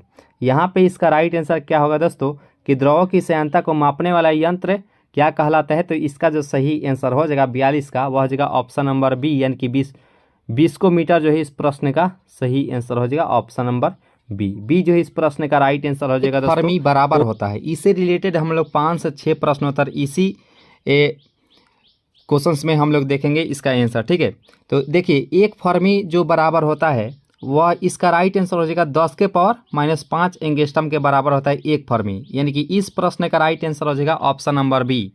और वहीं अगर कहता कि 1 फर्मी जो है वह कितने मीटर के बराबर होता है, तो 1 फर्मी जो है वह होता है 10⁻15 मीटर के बराबर होता है 1 फर्मी। और वहीं अगर कहा जाता है कि फर्मी जो है यह किसका मात्रक होता है, तो यह एक प्रकार का लंबाई का मात्रक होता है। लंबाई का जो यहाँ पे फर्मी जो है मात्रक होता है वह किस में होता है, तो ये परमाणु होता है। परमाणु के नाभिक में प्रोटॉन और न्यूट्रॉन होते हैं और यहाँ पे उपस्थित रहते हैं इलेक्ट्रॉन। तो मान लीजिए प्रोटॉन और न्यूट्रॉन के बीच की जो दूरी होती है उसमें फर्मी का ही उपयोग किया जाता है, यानी कि फर्मी जो है इसके बीच की दूरी की लंबाई को जो है वह मापता है, इसमें फर्मी का ही उपयोग किया जाता है। ठीक है, तो यहाँ तक हम लोग जान चुके हैं। अगर कहता कि 1 एंगस्ट्रॉम जो है वह कितने मीटर के बराबर होता है, तो 1 एंगस्ट्रॉम जो होता है वह 10⁻10 मीटर के बराबर होता है 1 एंगस्ट्रॉम। तो इससे रिलेटेड कोई भी क्वेश्चन आता है तो हम लोग बिल्कुल ही आसानी से दोस्तों 3 से 4 क्वेश्चन जो है हम लोग जान चुके हैं। तो देखिए इस प्रश्न का जो राइट आंसर हो जाएगा वह ऑप्शन नंबर बी जो है इस प्रश्न का राइट आंसर हो जाएगा। किसी भी क्वेश्चन में डाउट हो तो अपना डाउट जरूर ही क्लियर कर लीजिएगा कमेंट बॉक्स के माध्यम से दोस्तों। ठीक है, इस प्रश्न का राइट आंसर हो जाएगा ऑप्शन नंबर बी। और यहाँ पे प्रश्न है कि किसी वस्तु का अधिकतम भार होता है वायु में, जल में, हीलियम में या निर्वात में। तो यहाँ पे इस प्रश्न का जो राइट आंसर हो जाएगा, देखिए इस प्रश्न को बनाने के लिए इसका राइट आंसर हो जाएगा निर्वात में, यानी कि किसी वस्तु का अधिकतम जो भार होगा वह निर्वात में ही होता है। इस प्रश्न का राइट आंसर हो जाएगा ऑप्शन नंबर डी। डी जो है इस प्रश्न का राइट आंसर हो जाएगा। और यहाँ पे प्रश्न है कि ताप वृद्धि से प्रत्यास्थता गुणांक में क्या वृद्धि होती है। ताप और इसके विपरीत होता है। तो देखिए जब भी दोस्तों यहाँ पे वृद्धि कहेगा, ताप में अगर वृद्धि होगा तो इसकी प्रत्यास्थता जो गुणांक होती है वह डिक्रीज करने लगती है, यानी कि घटने लगती है। ठीक है, तो इस प्रश्न का राइट आंसर हो जाएगा ऑप्शन नंबर ए, यानी कि घटता है। और वहीं अगर यहाँ पे वृद्धि ना देकर यहाँ पे घटना अगर लिखा रहता तो वहाँ पे जो प्रत्यास्थता गुणांक जो रहता वह बढ़ता है। ठीक है, तो हम लोग आसानी से यहाँ पे ज्ञात कर सकते हैं कि ताप वृद्धि से प्रत्यास्थता गुणांक का जो मान होता है वह घटने लगता है। इसका राइट आंसर हो जाएगा ऑप्शन नंबर ए। ये जो इस प्रश्न का राइट आंसर हो जाएगा। और यहाँ पे प्रश्न है कि लड़का पैदा होगा जब, एक्स वाई गुणसूत्र हो, एक्स एक्स गुणसूत्र हो, वाई वाई गुणसूत्र हो या डबल एक्स डबल वाई गुणसूत्र हो। तो यहाँ पे इसी प्रश्न का राइट आंसर क्या होगा दोस्तों कि लड़का पैदा होगा जब एक्स वाई गुणसूत्र हो, यानी कि इस प्रश्न का जो राइट आंसर हो जाएगा वह ऑप्शन नंबर जो ए है, इस प्रश्न का सही आंसर हो जाएगा ऑप्शन नंबर ए। और वहीं अगर लड़की यहाँ पे रहता तो एक्स एक्स गुणसूत्र के कारण जो है वह लड़की पैदा होती है और एक्स वाई के गुणसूत्र के कारण जो है वह लड़का पैदा होता है। ये सभी हम लोग बहुत ही आसानी से जान चुके हैं दोस्तों। अगर वहीं अगर कहता है कि मानव में गुणसूत्रों की संख्या कितनी होती है, तो कमेंट बॉक्स में जरूर ही बताने का प्रयास कीजिएगा कि मानव में गुणसूत्रों की संख्या कितनी होती है। और यहाँ पे प्रश्न आप देख सकते हैं स्क्रीन पर, जो कि काफ़ी महत्वपूर्ण ये सवाल है कि लार किसके पाचन में सहायक होता है। यहाँ पे इस प्रश्न का सही आंसर क्या होना चाहिए दोस्तों कि लार जो है वह किसके पाचन में जो है वह सहायक होता है। तो देखिए इस प्रश्न का जो राइट आंसर हो जाएगा 5 का, वह हो जाएगा ऑप्शन नंबर बी। स्टार जो है इस प्रश्न का सही आंसर हो जाएगा ऑप्शन नंबर बी। बी जो है इस प्रश्न का राइट आंसर हो जाएगा। और यहाँ पे प्रश्न है, इससे रिलेटेड भी हम लोग बहुत ही आसानी से 3 से 4 प्रश्नोत्तर जानेंगे दोस्तों कि दूध में कौन सा विटामिन नहीं पाया जाता है। यहाँ पे बताना है कि दूध में जो है वह कौन सा विटामिन नहीं पाया जाता है। तो ये प्रश्नोत्तर देखते ही आपका आंसर आ गया होगा। देखिए इसका जो राइट आंसर हो जाएगा वह ऑप्शन नंबर यहाँ पे जो सी ऑप्शन है, इस प्रश्न का राइट आंसर हो जाएगा ऑप्शन नंबर सी, यानी कि विटामिन सी जो है वह दूध में नहीं पाया जाता है। नहीं तो विटामिन ए से लेकर ये सभी जो ये ऑप्शन में है ये सभी पाया जाता है। तो इस प्रश्न का राइट आंसर हो जाएगा ऑप्शन नंबर सी। और एक क्वेश्चन जो पूछा जाता है कि वसा में कौन सा विटामिन जो है वह घुलनशील है और पानी में कौन सा जो विटामिन है वह भी घुलनशील है। तो देखिए भैंस गई पानी में, यानी कि बी और सी जो है वह पानी में घुलनशील है। नहीं तो इसके अलावा कोई भी विटामिन हो, विटामिन ए हो, डी हो, के हो या ई हो, ये सभी जो है वह वसा में घुलनशील होता है। तो भैंस गई पानी में, यानी कि बी और सी जो है वह पानी में घुलनशील है। नहीं तो इसके अलावा जितने भी विटामिन है तो वह सभी जो है वह वसा में घुलनशील होता है। तो हम लोग आसानी से याद कर सकते हैं। तो इस प्रश्न का जो राइट आंसर हो जाएगा, यानी कि 6 नंबर प्रश्न का जो सही आंसर हो जाएगा ऑप्शन नंबर सी। सी जो है इस प्रश्न का राइट आंसर हो जाएगा, यानी कि विटामिन सी जो है वह दूध में नहीं पाया जाता है। विटामिन ए के कमी से रतौंधी रोग होता है। विटामिन बी के कमी से कौन सा रोग होता है, तो बेरी रोग होता है। और डी के कमी से रिकेट्स नामक रोग होता है। और विटामिन सी के कमी से स्कॉर्वी रोग होता है। विटामिन के कमी से होता है रक्त का थाका ना होना होता है। और विटामिन ई के कमी से बांझपन या नपुंसकता होता है। हम लोग आसानी से जान चुके थे, ठीक है। तो इसका राइट आंसर हो जाएगा ऑप्शन नंबर सी।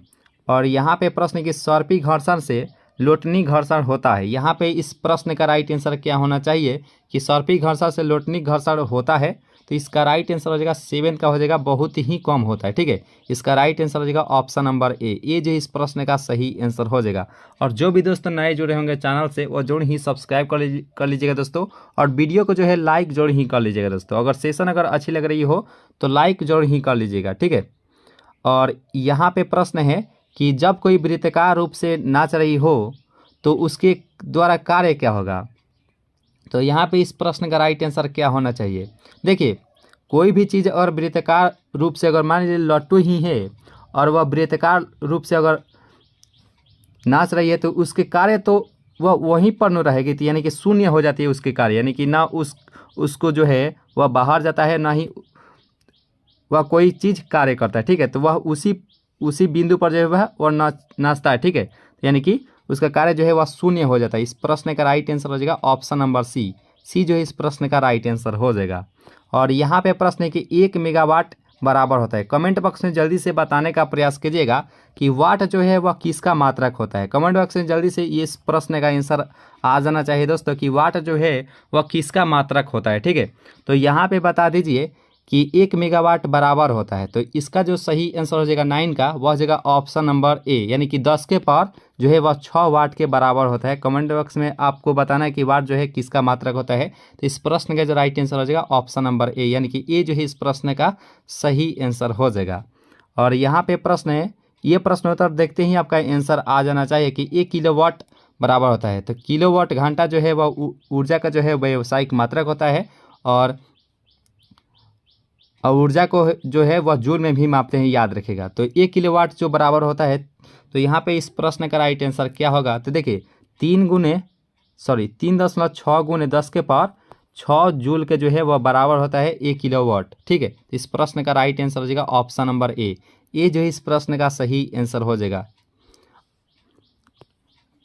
और 11वां प्रश्न आपके सामने है कि निम्न में से किसने और कब लिफ्ट की खोज की। तो यहाँ पे 4 ऑप्शन आपको दिया गया है, तो चारों ऑप्शन में से कौन सा जो ऑप्शन है वह सही आंसर हो जाएगा कि किसने जो है और कब लिफ्ट की खोज की थी। तो इसका राइट आंसर हो जाएगा 11th का हो जाएगा ऑस्टिस जो है 1852 ईस्वी में लिफ्ट की आविष्कार किया गया था। ठीक है, इसका राइट आंसर हो जाएगा ऑप्शन नंबर डी। डी जो इस प्रश्न का राइट आंसर हो जाएगा, ऑस्टिस 1852 जो है इस प्रश्न का राइट आंसर हो जाएगा। और यहाँ पे 12वां प्रश्न भी आप सभी के सामने उपस्थित हो चुका है, जो कि काफ़ी अच्छा सवाल है कि चंद्रमा पर वायुमंडल न होने का कारण क्या है। कोणीय संवेग होता है, कक्षीय वेग होता है, पलायन वेग होता है या गुरुत्वीय त्वरण होता है। तो यहाँ पे इसका राइट आंसर क्या होना चाहिए कि चंद्रमा पर जो है वायुमंडल न होने का कारण, इसका मुख्य कारण क्या है। तो 12वां प्रश्न का राइट आंसर हो जाएगा उसका पलायन वेग ही जो है इसका मुख्य कारण होता है, यानी कि ऑप्शन नंबर यहाँ पे जो डी ऑप्शन है इस प्रश्न का राइट आंसर हो जाएगा। D is the right answer for this question. और यहाँ पे प्रश्न है कि MKS मात्रक में पृष्ठ तनाव की इकाई क्या होती है। तो यहाँ पे इस प्रश्न का राइट आंसर क्या होना चाहिए दोस्तों कि MKS मात्रक में पृष्ठ तनाव की इकाई इनमें से कौन सा हो जाएगा। तो देखिए इसका जो सही आंसर हो जाएगा 13 का, वह न्यूटन प्रति मीटर होता है, यानी कि न्यूटन प्रति मीटर होता है, जो कि ऑप्शन नंबर सी में दिया गया है, जो कि राइट आंसर हो जाएगा न्यूटन प्रति मीटर। न्यूटन किसका मात्रक होता है, कमेंट बॉक्स में जल्दी से बताने का प्रयास कीजिएगा दोस्तों कि न्यूटन जो है वह किसका मात्रक होता है। ठीक है, जितने भी सवाल आज पूछेंगे वो सभी कमेंट बॉक्स में जरूर ही जो है आंसर देने का प्रयास कीजिएगा दोस्तों। और यहाँ पे प्रश्न है कि पृथ्वी का द्रव्यमान हो इनमें से कौन सा हो जाएगा आंसर, यानी कि पृथ्वी का द्रव्यमान होता है। देखिए यहाँ पे पृथ्वी का द्रव्यमान का है, अगर त्रिज्या का है तो 64 जो है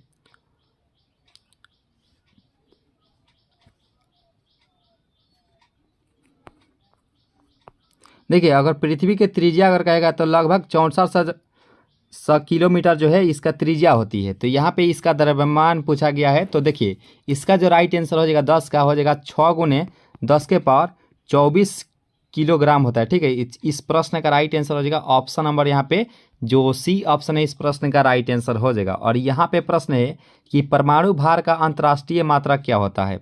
यहाँ पे इस प्रश्न का राइट आंसर क्या होगा दोस्तों कि परमाणु भार का जो है अंतर्राष्ट्रीय मात्रा क्या होता है। तो इस प्रश्न का राइट आंसर हो जाएगा वह होता है C12 होता है। ठीक है, इस प्रश्न का राइट आंसर हो जाएगा ऑप्शन नंबर जो डी ऑप्शन है इस प्रश्न का राइट आंसर हो जाएगा ऑप्शन नंबर डी। और कुहासा होता है, समांग मिश्रण होता है, विषमांग मिश्रण होता है। तो यहाँ पे ऑप्शन आप देख चुके हैं कि कुहासा जो होता है या विषमांग मिश्रण होता है। ठीक है, इस प्रश्न का राइट आंसर हो जाएगा ऑप्शन नंबर बी जो इस प्रश्न का राइट आंसर हो जाएगा। तो चलिए दोस्तों नेक्स्ट प्रश्न को देखते हैं। और यहाँ पे 17वां प्रश्न है कि किसी परमाणु के गुण निर्भर करते हैं प्रोटॉनों की संख्या पर, परमाणु के भार पर, न्यूट्रॉनों की संख्या पर या इलेक्ट्रॉनिक संरचना पर। तो यहाँ पे बताना कि किसी परमाणु का जो है वह गुण निर्भर करता है। तो इसका जो सही आंसर हो जाएगा वह 17वां प्रश्न का राइट आंसर इलेक्ट्रॉनिक संरचना पर जो है इसका निर्भर करता है इसका गुण। तो इस प्रश्न का राइट आंसर हो जाएगा ऑप्शन नंबर जो डी है इस प्रश्न का राइट आंसर हो जाएगा ऑप्शन नंबर डी।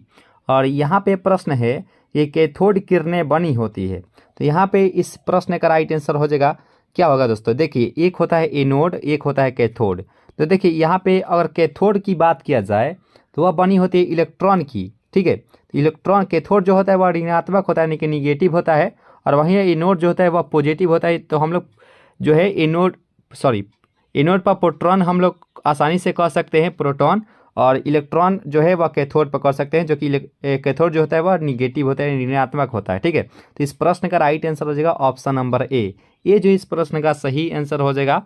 हम लोग जो है सभी प्रश्नों को बहुत ही आसानी से कवर करेंगे, यानी कि हम लोग जब निचोड़ देख ही रहे हैं तो सभी क्वेश्चंस को आसानी से कवर करेंगे ताकि आपको A to Z जो है वह क्वेश्चंस का आंसर मालूम हो। ठीक है, तो यहाँ पे बताना कि अनिश्चितता के सिद्धांत का प्रतिपादन किया था। तो यहाँ पे इस प्रश्न का जो राइट आंसर हो जाएगा, देखिए इसका जो सही आंसर हो जाएगा 19 का हो जाएगा ऑप्शन नंबर बी, यानी कि हाइजेनबर्ग जो है इस प्रश्न का राइट आंसर हो जाएगा ऑप्शन नंबर बी। और आइंस्टीन के द्वारा किया गया था E बराबर MC²।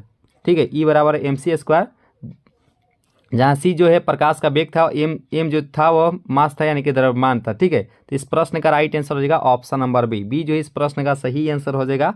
और यहाँ पे प्रश्न है कि सबसे अधिक विद्युत ऋणात्मक तत्व इनमें से कौन सा हो जाएगा। यहाँ पे विद्युत ऋणात्मक सबसे अधिक पूछा गया है। ठीक है, तो सबसे अधिक कौन सा हो जाएगा, क्या क्लोरीन की होती है, फ्लोरीन, आयोडीन या ऑक्सीजन होती है। तो इसका जो सही आंसर हो जाएगा 20 का, वह हो जाएगा ऑप्शन नंबर जो बी है, फ्लोरीन, जो कि राइट आंसर हो जाएगा ऑप्शन नंबर बी। बी जो इस प्रश्न का सही आंसर हो जाएगा ऑप्शन नंबर बी।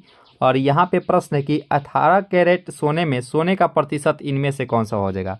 वैसे बात करें सोना के बारे में, तो सोना जो होता है वह शुद्ध सोना जो होता है वह 24 कैरेट का होता है। लेकिन जब आभूषण बनाया जाता है आभूषण, तो वह 22 कैरेट जो है उसमें सोना का उपयोग किया जाता है। क्योंकि 24 कैरेट अगर शुद्ध सोना दिया जाए किसी को बनाने के लिए आभूषण, तो वह द्रव अवस्था में 24 कैरेट जो है वह सोना पाया जाता है, याद रखेगा। लेकिन आभूषण जो बनाया जाता है वह 22 कैरेट सोना का ही बनाया जाता है, याद रखेगा।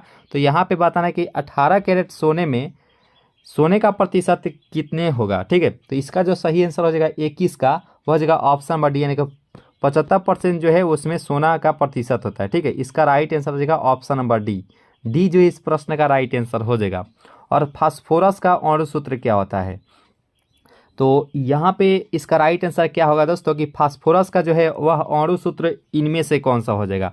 तो फास्फोरस का अणु सूत्र जो हो जाएगा वह इस प्रश्न का राइट आंसर हो जाएगा ऑप्शन नंबर सी। P4 जो है इस प्रश्न का राइट आंसर हो जाएगा ऑप्शन नंबर सी। सी जो है इस प्रश्न का राइट आंसर हो जाएगा। और एक क्वेश्चन जो पूछा जाता है कि माचिस की जो डिबिया होती है, माचिस की जो डिब्बी होती है, उस पर कौन सा फास्फोरस लगाया जाता है। माचिस के डिब्बी पर कौन सा फास्फोरस जो है वो लगाया जाता है। कमेंट बॉक्स में आपका जरूर ही आंसर आना चाहिए। आप अगर आंसर नहीं दे पाते तो हम आपके बीच जो है वह आंसर कमेंट बॉक्स में पिन अप कर देंगे। ठीक है, तो आपको बताना है कि फास्फोरस का जो है वह अणु सूत्र हम लोग P4 जानते ही हैं। और माचिस के डिबिया पर जो है वह कौन सा फास्फोरस लगाया जाता है, कमेंट बॉक्स में जल्दी से बताने का प्रयास कीजिएगा। और यहाँ पे बताना है कि सोना का जो है लैटिन नाम क्या होता है। तो यहाँ पे इस प्रश्न का राइट आंसर क्या होना चाहिए दोस्तों कि सोना का जो है वह लैटिन नाम क्या होता है।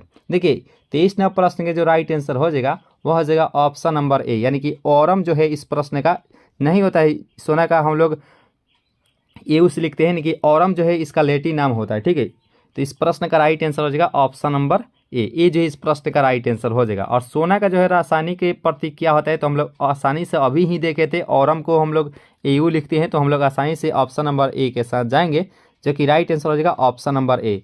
और सोना की बात करें तो ये तो खुद ही सोना ही होता है। ये जो है प्रकृति में जो है वह मुक्त अवस्था में पाया जाने वाला इकलौता तत्व होता है। ठीक है, जिसका जो है संक्षारण कभी नहीं हो पाता है, जो कि मुक्त अवस्था में पाया जाता है, इसका संक्षारण जो है वह नहीं हो पाता है। ठीक है, तो ये जो है आसानी से हम लोग कह सकते हैं कि सोना जो है इसका रासायनिक प्रतीक एयू जो है इस प्रश्न का राइट आंसर हो जाएगा।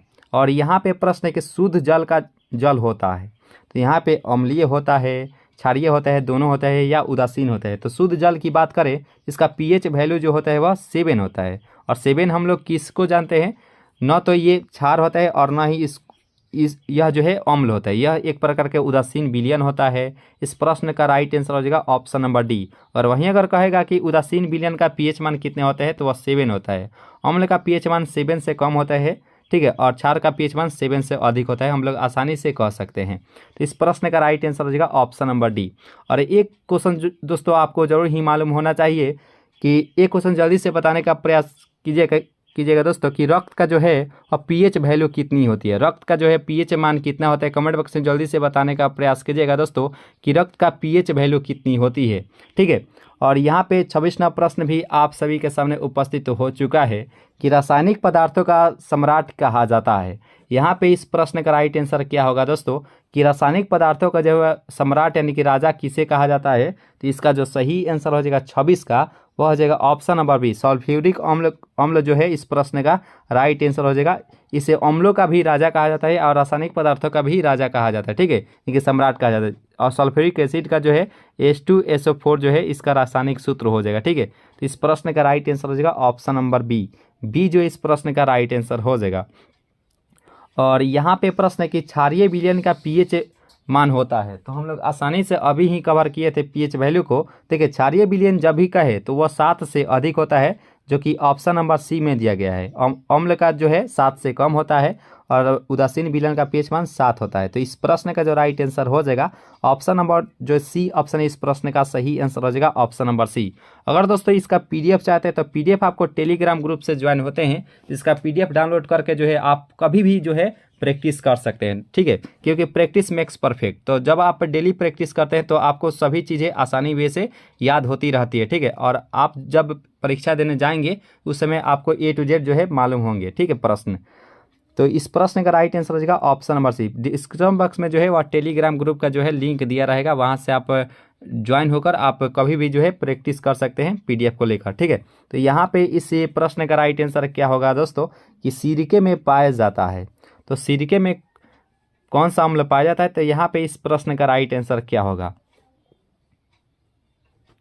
तो देखिए इस प्रश्न का जो राइट आंसर हो जाएगा, 4 ऑप्शन आपको दिया गया है कि सिरके में कौन सा अम्ल पाया जाता है। तो देखिए 28वां प्रश्न का जो राइट आंसर हो जाएगा वह ऑप्शन नंबर बी हो जाएगा, यानी कि एसिटिक एसिड जो है इस प्रश्न का राइट आंसर हो जाएगा ऑप्शन नंबर बी। और एक दोस्तों क्वेश्चन पूछा जाता है कि चींटी के डंक में कौन सा अम्ल पाया जाता है। तो चींटी के डंक में जो है वो फॉर्मिक एसिड पाया जाता है, जो कि यहाँ पे सी में दिया गया है फॉर्मिक एसिड, यानी कि चींटी के डंक में जो है वह फॉर्मिक अम्ल पाया जाता है। तो इसका जो सही आंसर हो जाएगा वह ऑप्शन नंबर बी जो है इस प्रश्न का राइट आंसर हो जाएगा। और यहाँ पे प्रश्न की एटीपी का निर्माण होता है। तो सबसे पहले थोड़ा सा बताने का प्रयास करेंगे दोस्तों कि एक क्वेश्चन भी पूछ लिया जाता है कि एटीपी का फुल फॉर्म क्या होता है। तो एडिनोसिन ट्राइफॉस्फेट होता है एटीपी का फुल फॉर्म, और इसका जो है निर्माण कहाँ होता है। 4 ऑप्शन आप देख सकते हैं, तो चारों ऑप्शन में से कौन सा जो ऑप्शन है वह सूटेबल यानी कि सही है। तो देखिए इसका जो सही आंसर हो जाएगा कि एटीपी का निर्माण कहाँ होता है। तो देखिए 29वां प्रश्न का राइट आंसर हो जाएगा ऑप्शन नंबर सी, यानी कि माइटोकॉन्ड्रिया जो है इस प्रश्न का राइट आंसर हो जाएगा ऑप्शन नंबर सी। सी जो है इस प्रश्न का राइट आंसर हो जाएगा। और कोशिका का आत्महत्या की थैली लाइसोसोम को कहा जाता है, याद रखिएगा दोस्तों। माइटोकॉन्ड्रिया का कोशिका का पावर हाउस भी कहा जाता है, याद रखिएगा, ठीक है। इस प्रश्न का राइट आंसर हो जाएगा ऑप्शन नंबर सी। और यहाँ पे प्रश्न है कि कोशिका विभाजन की क्रिया आरंभ होती है। तो यहाँ पे आप देख सकते हैं, तो इस प्रश्न का राइट आंसर क्या होगा दोस्तों।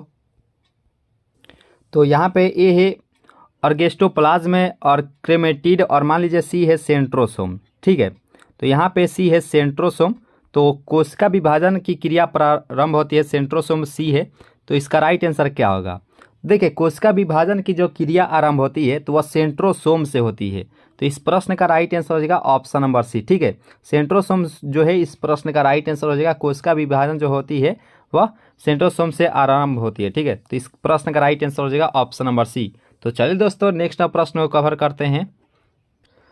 और यहाँ पे 31वां प्रश्न भी आप सभी के सामने उपस्थित हो चुका है कि यूरेसिल किसमें पाया जाता है। तो यहाँ पे थोड़ा सा बताने का प्रयास करेंगे कि यूरेसिल किसमें पाया जाता है। देखिए ये बता देंगे तो आपको ए टू जेड मालूम रहेगा। एक होता है डीएनए, एक होता है आरएनए, यानी कि डीऑक्सी न्यूक्लिक एसिड, आरएनए होता है राइबो न्यूक्लिक एसिड, ठीक है। तो देखिए डीएनए में पाया जाता है, मान लीजिए इसमें साइटोसिन होता है, और आरएनए में भी साइटोसिन होता है, और डीएनए में एडिनिन भी होता है, और इसमें भी जो है एडिनिन होता है। डीएनए में गुआनिन भी होता है, इसमें जो है वह ये भी गुआनिन होता है। लेकिन कहाँ अंतर आ जाता है, तो डीएनए में थाइमिन होता है, तो वहीं जो है आरएनए में यूरेसिल होता है। तो हम लोग से प्रश्न में क्या कहा गया है कि यूरेसिल किसमें पाया जाता है, तो हम लोग आसानी वे से कह सकते हैं दोस्तों कि आरएनए में जो है वह यूरेसिल पाया जाता है, ठीक है। और कहाँ अंतर आ जाता है, तो थाइमिन जो है वह डीएनए में पाया जाता है, और आरएनए में यूरेसिल पाया जाता है। नहीं तो ये तीनों जो है साइटोसिन, एडेनिन और गुआनिन जो है वह दोनों में समान ही रहता है, याद रखेगा। तो समान के लिए एडेनिन, साइटोसिन और गुआनिन जो है वह समान रहता है, लेकिन अंतर कहाँ होता है, थाइमिन और यूरेसिल में। तो यूरेसिल आरएनए में पाया जाता है, और थाइमिन जो है वह डीएनए में पाया जाता है। तो यहाँ पे इस प्रश्न का जो राइट आंसर हो जाएगा वह ऑप्शन नंबर, यहाँ पे जो डी ऑप्शन है इस प्रश्न का सही आंसर हो जाएगा ऑप्शन नंबर डी। उम्मीद करते हैं यहाँ तक जो सेशन है आप सभी बहुत ही अच्छे से कवर किए होंगे।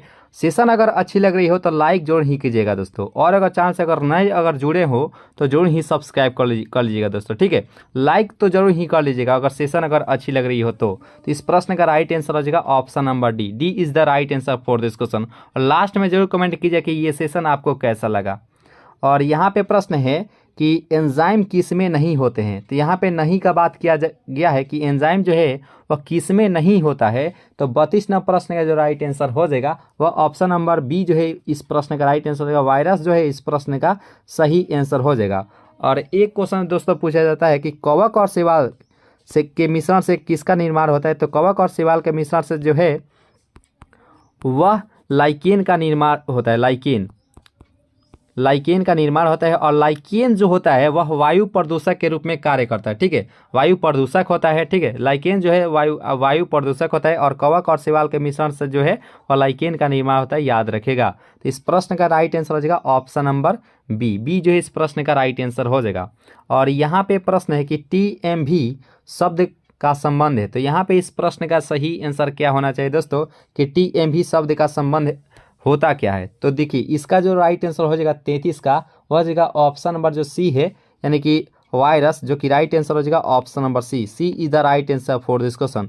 सेशन अगर अच्छी लग रही है तो लाइक जरूर ही कीजिएगा दोस्तों। और यहाँ पे प्रश्न है, हम लोग बहुत पहले ही कवर किए थे कि शरीर में गुणसूत्रों की संख्या, जब भी दोस्तों संख्या की बात किया जाए तो जल्दी जल्दी में ये 23 नहीं लगा दीजिएगा। ठीक है, संख्या जब भी दोस्तों कहे तो वह 46 होती है।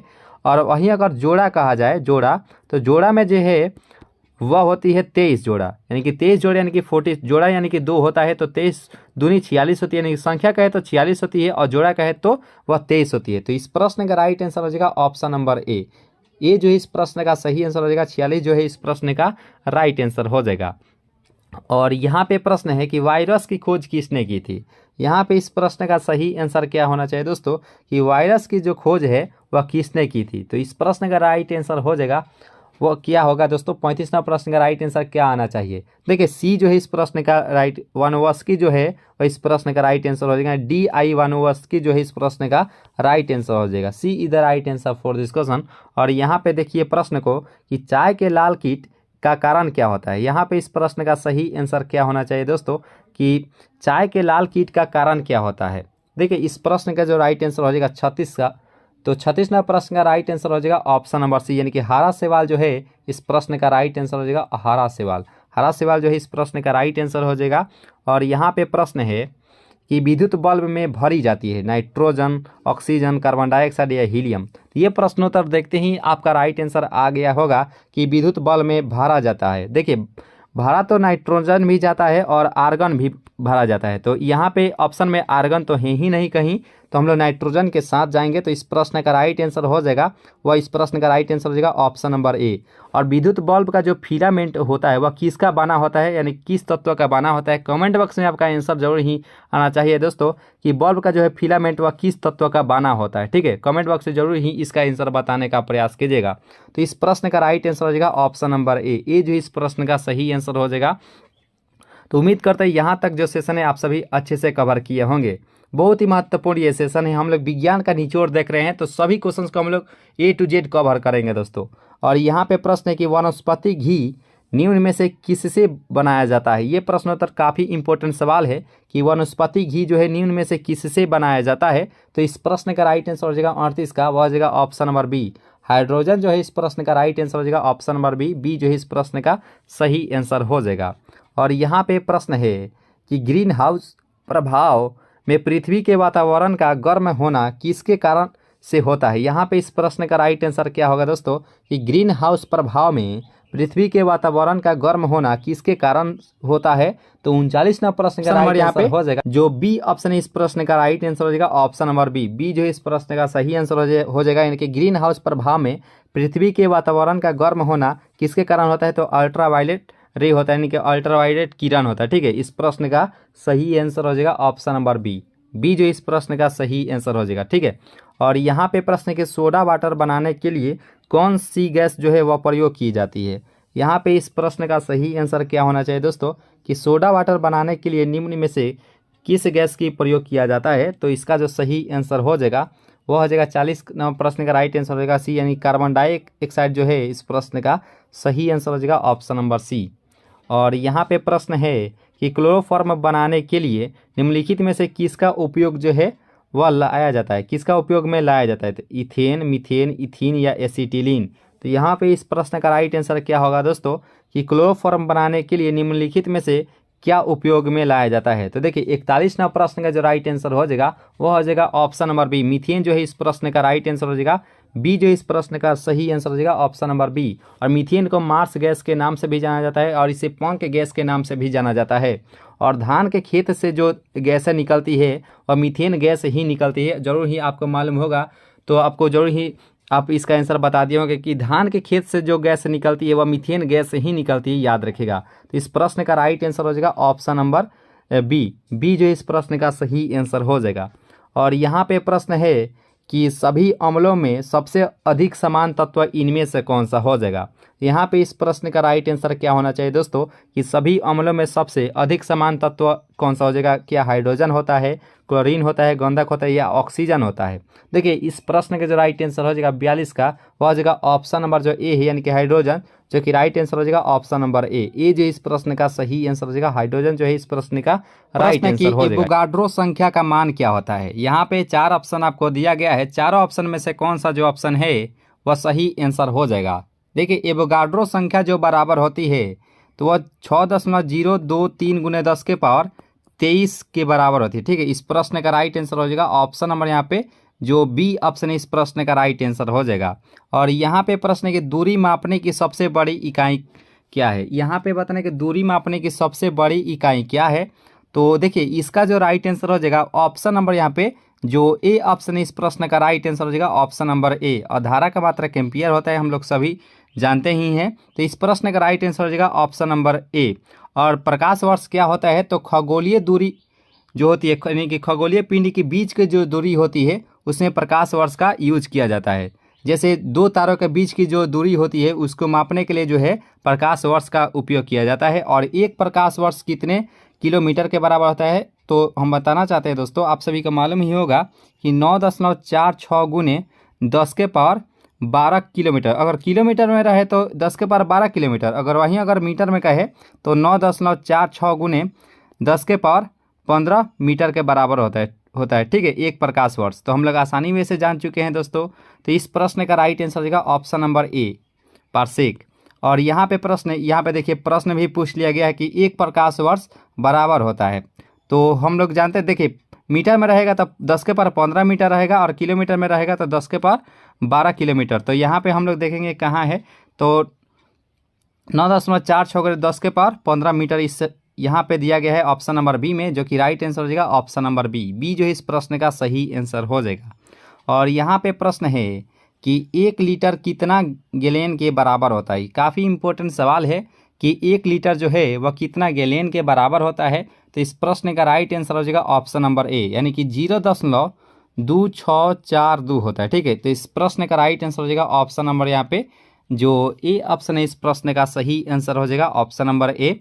और ये प्रश्न उत्तर देखते ही आपका आंसर आ जाना चाहिए, क्योंकि मतलब पिछले सेट में किए थे कि एक फर्मी में कितना मीटर, उस समय जो है एंगस्ट्रम में मान बताया गया था। ठीक है, तो हम मीटर में भी उसको हम अच्छे समझा कर बताए थे। तो इसका आंसर अब तक आप दे दिए होंगे कि एक फर्मी में कितने मीटर होता है। तो वैसे बात करें मीटर में, तो इस प्रश्न का राइट आंसर हो जाएगा ऑप्शन नंबर यहाँ पे जो बी ऑप्शन है इस प्रश्न का राइट आंसर हो जाएगा ऑप्शन नंबर बी। अगर कहता कि एक फर्मी में कितने एंगस्ट्रम होता है तो 10 के पावर -5 एंगस्ट्रम होता है, याद रखेगा एक फर्मी में, याद रखेगा। ठीक है, तो इस प्रश्न का राइट आंसर हो जाएगा ऑप्शन नंबर ए। और एक एंगस्ट्रम कितने मीटर के बराबर होता है, तो एक एंगस्ट्रम जो होता है 10 के पावर -10 मीटर के बराबर होता है एक एंगस्ट्रम।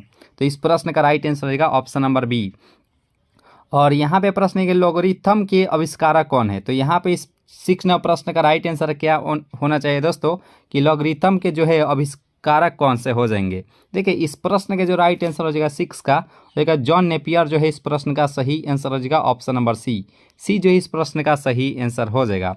और यहाँ पे प्रश्न है कि क्वांटम सिद्धांत के प्रतिपादक थे। तो यहाँ पे बताना है कि 7 नंबर प्रश्न का राइट आंसर क्या होना चाहिए कि क्वांटम सिद्धांत के प्रतिपादक कौन थे। तो इस प्रश्न का जो राइट आंसर हो जाएगा 7th का वो हो जाएगा ऑप्शन नंबर सी यानी कि मैक्स प्लांक जो है इस प्रश्न का राइट आंसर हो जाएगा ऑप्शन नंबर सी जो इस प्रश्न का राइट आंसर हो जाएगा। और बल्ब के आविष्कारक एडिसन जी है। और न्यूटन जो होता है ये बल का मात्रक न्यूटन होता है, याद रखेगा। कूलम जो होता है वह आवेश का मात्रक होता है, ये भी याद रखेगा। ठीक है, तो इस प्रश्न का राइट आंसर हो जाएगा ऑप्शन नंबर सी जो है इस प्रश्न का राइट आंसर हो जाएगा। और यहाँ पे प्रश्न है वायुमंडल की आर्द्रता मापने वाला यंत्र कौन सा हो जाएगा। तो यहाँ पे इस प्रश्न का सही आंसर क्या होना चाहिए दोस्तों कि वायुमंडल की आर्द्रता मापने वाला यंत्र इनमें से कौन सा हो जाएगा। तो ये भी प्रश्नोत्तर हम लोग बहुत ही आसानी से कवर करेंगे। तो देखिए हाइग्रोमीटर जो होता है ये इस प्रश्न का राइट आंसर हो जाएगा ऑप्शन नंबर यहाँ पे जो बी ऑप्शन है इस प्रश्न का सही आंसर हो जाएगा ऑप्शन नंबर बी। और देखिए यहाँ पे पूछ लिया गया कि 1 एंगस्ट्रॉम मात्रक बराबर होता है। तो हम लोग आसानी वे से अभी ही कवर किए थे कि 1 एंगस्ट्रॉम मात्रक बराबर होता है तो 10 के पावर माइनस 10 मीटर के बराबर होता है। ठीक है, तो 1 एंगस्ट्रॉम तो हम लोग आसानी से ऑप्शन नंबर ए को क्लिक करेंगे जो कि बिल्कुल ही सही आंसर हो जाएगा ऑप्शन नंबर ए जो है इस प्रश्न का राइट आंसर हो जाएगा। और यहाँ पे 10वां प्रश्न है कि पृथ्वी के उपग्रह का कक्षीय वेग निर्भर करता है। तो यहाँ पे इस प्रश्न का राइट आंसर क्या होगा कि पृथ्वी के उपग्रह का कक्षीय वेग निर्भर करता है। देखिए 10वां प्रश्न का राइट आंसर हो जाएगा ऑप्शन नंबर ए यानी कि कक्षा की त्रिज्या पर जो है इस प्रश्न का राइट आंसर हो जाएगा ऑप्शन नंबर ए। और एक दोस्तों क्वेश्चन पूछ लिया जाता है कि दही में जो है वह कौन सा जीवाणु जो है पाया जाता है। कमेंट बॉक्स में जल्दी से बताने का प्रयास कीजिएगा कि नहीं होता है कि दूध से दही बदलने में किस जीवाणु का महत्वपूर्ण कार्य होता है। तो वहीं आपको बताना है कि दही में जो है वह कौन सा जीवाणु पाया जाता है। तो इस प्रश्न का जो राइट आंसर हो जाएगा वह ऑप्शन नंबर जो ए है ऑप्शन है इस प्रश्न का सही आंसर हो जाएगा। और यहाँ पे प्रश्न आप देख रहे होंगे स्क्रीन पर जो कि काफ़ी महत्वपूर्ण ये सवाल है कि घड़ी में चाबी देना उदाहरण होता है, गतिज ऊर्जा का होता है, दाब ऊर्जा का होता है, स्थितिज ऊर्जा का होता है या डी है इनमें से कोई नहीं। देखिए घड़ी में चाबी देने का जो उदाहरण हो जाएगा इस प्रश्न का राइट आंसर हो जाएगा 11th का हो जाएगा ऑप्शन नंबर सी यानी कि स्थितिज ऊर्जा का जो है वह उदाहरण होता है। ऑप्शन नंबर यहाँ पे जो सी ऑप्शन है इस प्रश्न का राइट आंसर हो जाएगा ऑप्शन नंबर सी। और जो भी दोस्तों नए जुड़े रहेंगे चैनल से जरूर ही सब्सक्राइब कर लीजिएगा और वीडियो को जो है लाइक जरूर ही कर लीजिएगा दोस्तों। आपके लिए बेहद ही महत्वपूर्ण ये सेशन है तो लाइक जरूर ही कर लीजिएगा दोस्तों। जितने लोग देख रहे हैं जरूर ही लाइक कर लीजिएगा, काफ़ी इंपॉर्टेंट सवाल है आपके एग्जाम के लिए। और यहाँ पे प्रश्न है कि यदि किसी पिंड के संवेग 50% अगर बढ़ा दिए जाए तो गतिज ऊर्जा का मान में क्या परिवर्तन हो जाएगा। ठीक है, तो देखिए यहाँ पे संवेग का मान 50% बढ़ाने का बात किया गया है। तो जब भी दोस्तों गतिज ऊर्जा अगर कहे तो अब 125% जो है वह बढ़ जाता है। ठीक है, तो इस प्रश्न का राइट आंसर हो जाएगा ऑप्शन नंबर यहाँ पे जो सी ऑप्शन है इस प्रश्न का सही आंसर हो जाएगा option number C is the right answer for this question. और यहाँ पे प्रश्न है कि अनुदैर्घ्य तरंग उत्पन्न हो सकती है। तो यहाँ पे इस प्रश्न का राइट आंसर क्या होना चाहिए दोस्तों कि अनुदैर्घ्य जो तरंग होती है वह उत्पन्न हो सकती है। तो 13वां प्रश्न का राइट आंसर हो जाएगा वह सभी माध्यमों में जो है वह उत्पन्न होने की क्षमता रखती है यानी कि इस प्रश्न का राइट आंसर हो जाएगा ऑप्शन नंबर ए जो इस प्रश्न का सही आंसर हो जाएगा। और यहाँ पे प्रश्न है कि किसी माध्यम में अनुप्रस्थ तरंग उत्पन्न नहीं हो सकती है। तो यहाँ पे पहले प्रश्न देख लीजिए उसके बाद हम लोग ऑप्शन के बारे में डिस्कस करेंगे। तो यहाँ पे प्रश्न हम लोग देख ही चुके हैं कि किसी माध्यम में अनुप्रस्थ तरंग उत्पन्न नहीं हो सकती है। तो चलिए ऑप्शन को देखते हैं, पानी में, हवा में, लोहा पर या पारा पर। तो देखिए इसका जो राइट आंसर हो जाएगा 14 का वह हो जाएगा ऑप्शन नंबर सी हवा में जो है इस प्रश्न का राइट आंसर हो जाएगा। और यहाँ पे देख सकते हैं प्रश्न को कि प्रतिबल और विकृति का अनुपात क्या कहलाता है। यहाँ पे इस प्रश्न का राइट आंसर क्या होना चाहिए दोस्तों कि प्रतिबल और विकृति का अनुपात क्या कहलाता है। तो 15वां प्रश्न का राइट आंसर जो हो जाएगा प्रत्यास्थता गुणांक जो है इस प्रश्न का सही आंसर हो जाएगा ऑप्शन नंबर ए जो है इस प्रश्न का राइट आंसर हो जाएगा ऑप्शन नंबर ए। और इसका जो पीडीएफ है, पीडीएफ आपको टेलीग्राम ग्रुप से ज्वाइन होते हैं तो इसका पीडीएफ आप जो है फ्री में डाउनलोड करके जो है आप अपना कभी भी प्रैक्टिस कर सकते हैं। तो टेलीग्राम ग्रुप का जो लिंक है इसी वीडियो के नीचे डिस्क्रिप्शन बॉक्स में दिया जाएगा, वहां से आप जो है कहीं भी डाउनलोड करके पीडीएफ को आप प्रैक्टिस कर सकते हैं। तो आप टेलीग्राम ग्रुप से जरूर ही ज्वाइन होने का प्रयास कीजिएगा। और यहाँ पे प्रश्न की पनडुब्बी आधारित है। तो यहाँ पे इस प्रश्न का राइट आंसर क्या होना चाहिए कि पनडुब्बी जो है वह आधारित होता है।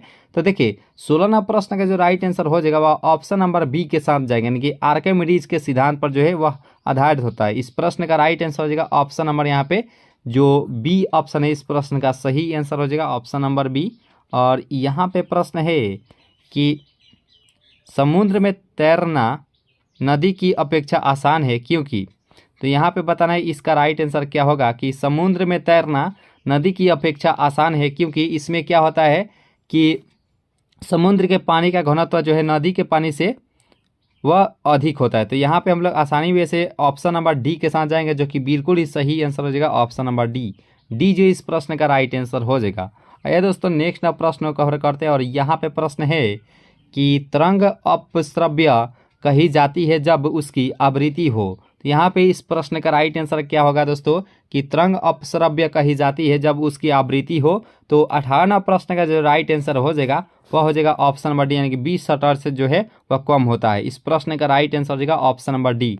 डी जो इस प्रश्न का राइट आंसर हो जाएगा। और एक दोस्तों क्वेश्चन पूछ लिया जाता है कि चेचक के टीके का जो है आविष्कारक कौन है। तो यहाँ पे एक बताना कि चेचक का जो है वह टीके का आविष्कारक कौन है। तो कमेंट बॉक्स से आपका आंसर जरूर ही आना चाहिए कि चेचक के टीके का जो है आविष्कारक कौन है।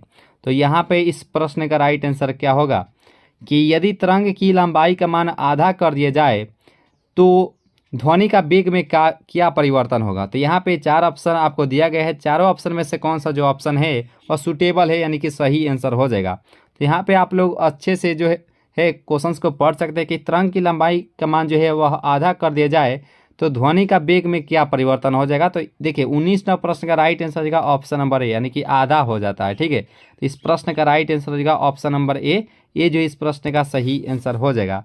और यहाँ पे देख सकते हैं 20वां प्रश्न क्या कह रहा है कि ध्वनि तरंगे है। देखिए ध्वनि तरंगे क्या होती है, अनुदैर्घ्य होती है, अनुप्रस्थ होती है, विद्युत चुंबकीय होती है, या कोई नहीं। तो जब भी दोस्तों ध्वनि तरंगे की बात किया जाए यह एक प्रकार की अनुदैर्घ्य होती है। इस प्रश्न का राइट आंसर हो जाएगा ऑप्शन नंबर यहाँ पे जो ए ऑप्शन है, इस प्रश्न के राइट आंसर हो जाएगा ऑप्शन नंबर ए। और यहाँ पे 21वां प्रश्न है कि गोलीय दर्पण की फोकस दूरी उसकी वक्ता त्रिज्या की क्या होती है। तो यहाँ पे इस प्रश्न का राइट आंसर क्या होना चाहिए कि गोलीय दर्पण की फोकस दूरी उसकी वक्ता त्रिज्या की क्या होती है। तो देखिए इस प्रश्न का जो राइट आंसर हो जाएगा वह ऑप्शन नंबर यहाँ पे जो ए है, यानी कि आधी हो जाती है, जो कि बिल्कुल ही सही आंसर हो जाएगा ऑप्शन नंबर ए।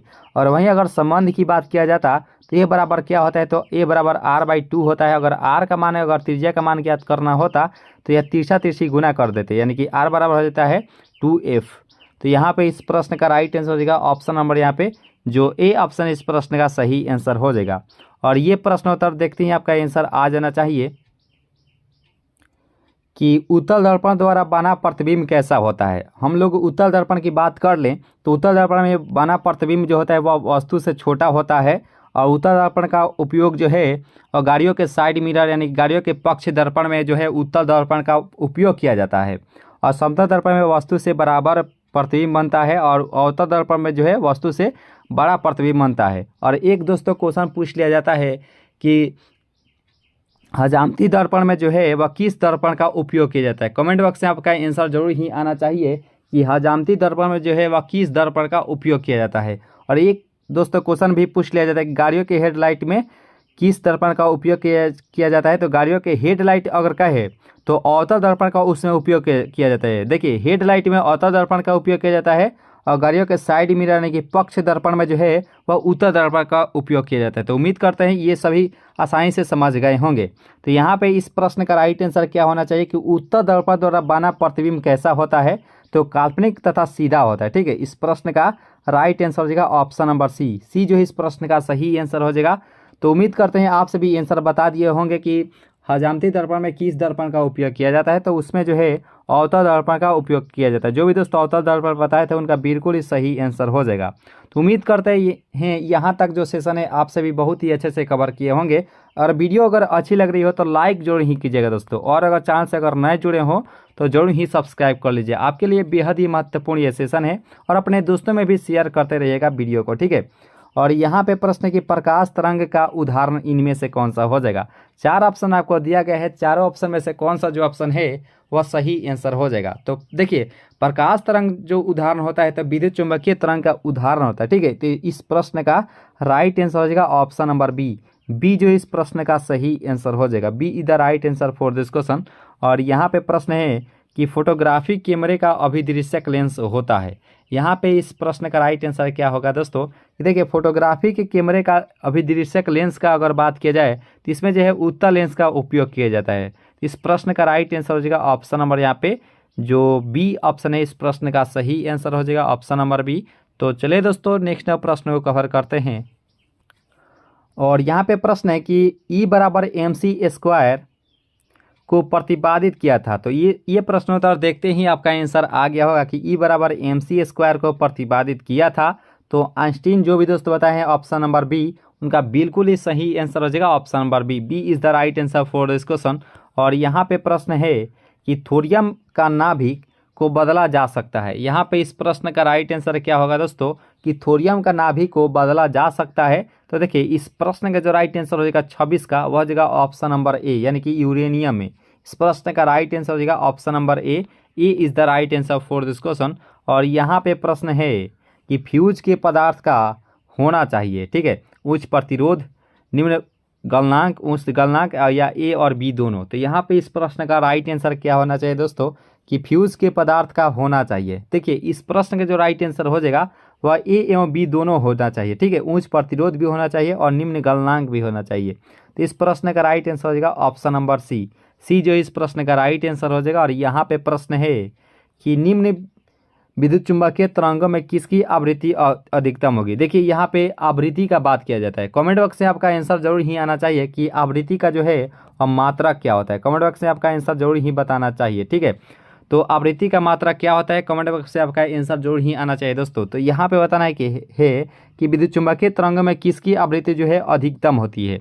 देखिए इसका जो राइट आंसर हो जाएगा 28 का, वह हो जाएगा ऑप्शन नंबर यहाँ पे जो बी ऑप्शन है कि गामा किरण, जो कि राइट आंसर हो जाएगा option number B is the right answer for this question. और गामा किरण की एक महत्वपूर्ण बात ये भी होता है कि सबसे अधिक जो भेदन क्षमता होती है वह गामा किरण की ही होती है। देखिए 20 मीटर प्लेट को भी जो है यह अच्छा आसानी से जो है वह भेद सकती है, यानी कि छिद्र कर सकती है गामा किरण की, यही खास बात होती है। तो इस प्रश्न का राइट आंसर हो जाएगा ऑप्शन नंबर यहाँ पे जो बी ऑप्शन है इस प्रश्न का सही आंसर हो जाएगा। तो उम्मीद करते हैं आप सभी जो है आवृत्ति का मात्रक भी बता दिए होंगे। जो भी दोस्त हर्ट्ज बताए थे उनका बिल्कुल ही सही आंसर हो जाएगा। आवृत्ति का जो मात्रक होता है वह हर्ट्ज में मापा जाता है। और यहाँ पे प्रश्न है कि ऊर्जा का क्षय कम होता है। तो यहाँ पे इस प्रश्न का राइट आंसर क्या होना चाहिए कि ऊर्जा का क्षय किसमें कम होता है, क्या अधिष्ट धारा में होता है, प्रत्यावर्ती धारा में होती है, या दोनों प्रकार की धाराओं में होते हैं, या डी है इनमें से कोई नहीं। तो आप सभी आसानी वे से सभी ऑप्शन को देख चुके हैं। तो देखिए इसका जो राइट आंसर हो जाएगा 29 का, वो आ जाएगा ऑप्शन नंबर यहाँ पे जो बी ऑप्शन है कि प्रत्यावर्ती धारा में, जो कि राइट आंसर हो जाएगा ऑप्शन नंबर बी जो इस प्रश्न का राइट आंसर हो जाएगा। तो उम्मीद करते हैं यहाँ तक जो सेशन है आप सभी को बहुत ही अच्छी लगी होंगी, लग रही होंगी। तो लाइक जरूर ही कीजिएगा दोस्तों। जो भी दोस्त लाइक नहीं किए होंगे वीडियो को जरूर ही लाइक कर लीजिएगा। और यहाँ पे इसका जो पीडीएफ है, तो पीडीएफ आपको टेलीग्राम ग्रुप से ज्वाइन होते हैं तो टेलीग्राम ग्रुप का लिंक जो है इसी वीडियो को नीचे डिस्क्रिप्शन बॉक्स में दे दिया जाएगा। वहाँ से आप पीडीएफ डाउनलोड करके कभी भी जो है आप प्रैक्टिस कर सकते हैं, ठीक है। तो आप टेलीग्राम ग्रुप से जरूर ही ज्वाइन होने का प्रयास कीजिएगा। और यहाँ पे देख सकते हैं प्रश्न को कि ट्रांसफार्मर की सिद्धांत पर जो है वह आधारित होता है। बहुत ही महत्वपूर्ण ये प्रश्न है कि ट्रांसफार्मर जो है वह किस सिद्धांत पर आधारित होता है। तो तीसरा नंबर प्रश्न का जो राइट आंसर हो जाएगा ऑप्शन नंबर बी, यानी कि चुंबकीय प्रेरण पर, जो कि राइट आंसर हो जाएगा ऑप्शन नंबर यहाँ पे जो बी ऑप्शन है इस प्रश्न का राइट आंसर हो जाएगा ऑप्शन नंबर बी। और यहाँ पे है कि घरेलू प्रकाश के लिए प्रयुक्त लैंप किस क्रम में जोड़ना चाहिए। तो यहाँ पे बताएं कि घरेलू जो प्रकाश से जब हमारे घरों में लाइन की जो व्यवस्था है वह किस क्रम में होना चाहिए। तो इसका जो राइट आंसर हो जाएगा 31 का, वह हो जाएगा ऑप्शन नंबर बी, यानी कि समांतर क्रम में उससे जोड़ना चाहिए। इस प्रश्न का राइट आंसर हो जाएगा option number B is the right answer for this question. और यहाँ पे प्रश्न है कि ऊष्मा किस प्रक्रिया से सर्वाधिक तीव्र गति से स्थानांतरित होती है। तो यहाँ पे इस प्रश्न का राइट आंसर क्या होगा कि ऊष्मा जो है किस प्रक्रिया से सर्वाधिक तीव्र गति से जो है वह स्थानांतरित होती है। तो 32 नंबर प्रश्न का जो राइट आंसर हो जाएगा वह हो जाएगा ऑप्शन नंबर सी, यानी कि बी किरण जो है इस प्रश्न का राइट आंसर हो जाएगा option number C is the right answer for this question. और यहाँ पे प्रश्न के न्यूनतम संभवतः ताप होता है। तो यहाँ पे इस प्रश्न का सही आंसर क्या होना चाहिए दोस्तों कि न्यूनतम जो है वह संभवतः ताप होना चाहिए।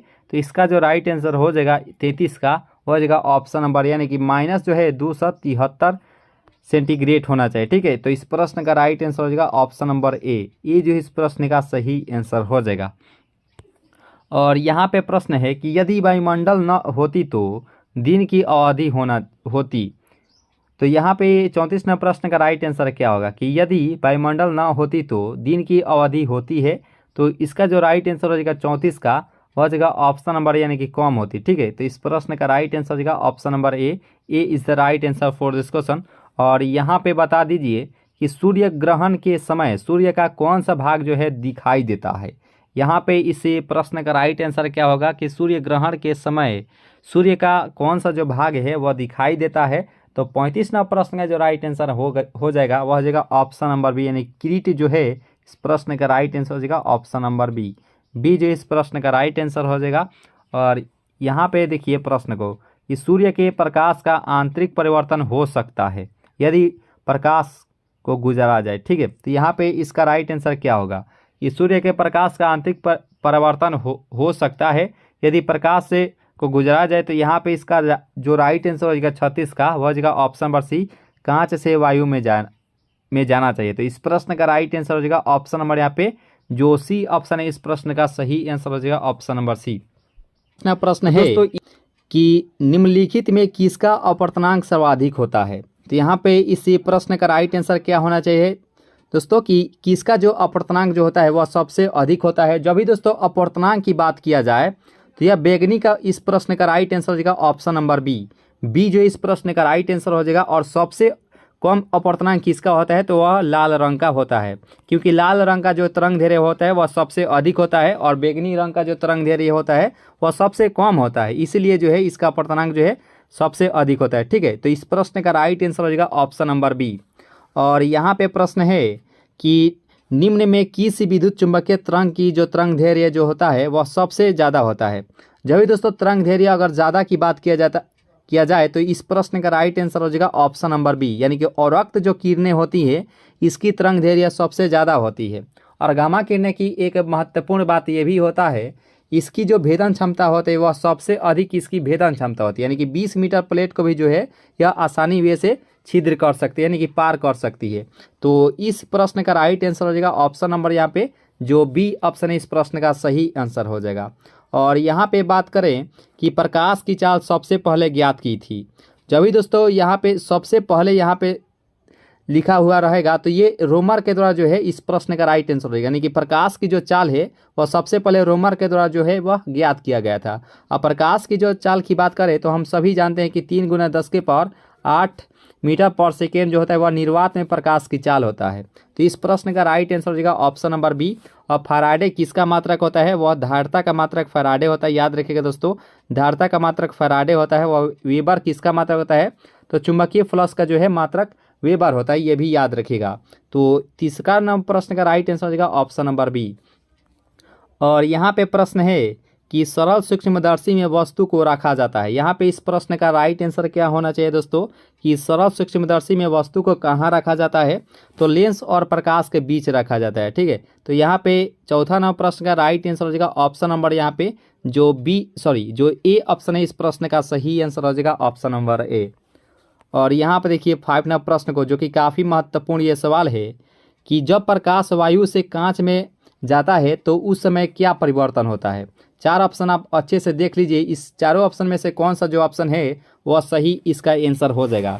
तो जब प्रकाश वायु से कांच में जाता है तो इसकी तरंग दैर्घ्य में क्या परिवर्तन होता है तो यह घटने लगती है, यानी कि डिक्रीज करने लगती है। ठीक है, तो इस प्रश्न का राइट आंसर हो जाएगा ऑप्शन नंबर यहाँ पे जो बी ऑप्शन है इस प्रश्न का राइट आंसर हो जाएगा ऑप्शन नंबर बी जो इस प्रश्न का राइट आंसर हो जाएगा। और यहाँ पर देख रहे होंगे आवृत्ति का क्या पूछा जाता है तो आवृत्ति का मात्रक क्या होता है तो आवृत्ति को हर्ट्ज में मापते हैं, ये भी याद रखिएगा। आवृत्ति का मात्रक हर्ट्ज में मापते हैं दोस्तों। तो इस प्रश्न का राइट आंसर हो जाएगा 5 का हो जाएगा ऑप्शन नंबर यहाँ पे जो बी ऑप्शन है इस प्रश्न का सही आंसर हो जाएगा।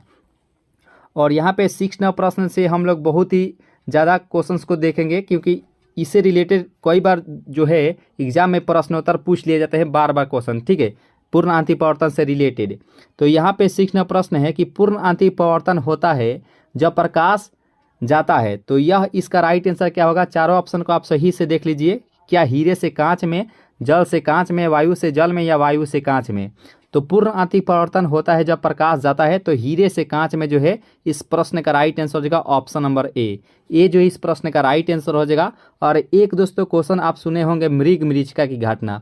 तो मृग मरीचिका की जो घटना होती है वह पूर्ण आंतरिक परावर्तन के सिद्धांत पर जो है वह कार्य करती है। एक सुने होंगे ऑप्टिकल फाइबर या प्रकाश तंतु, ये भी जो क्वेश्चन पूछ लिया जाता है कि ऑप्टिकल फाइबर किस सिद्धांत पर कार्य करता है या प्रकाश तंतु किस सिद्धांत पर कार्य करता है, तो पूर्ण आंतरिक परावर्तन के सिद्धांत पर जो है वह कार्य करता है ऑप्टिकल फाइबर।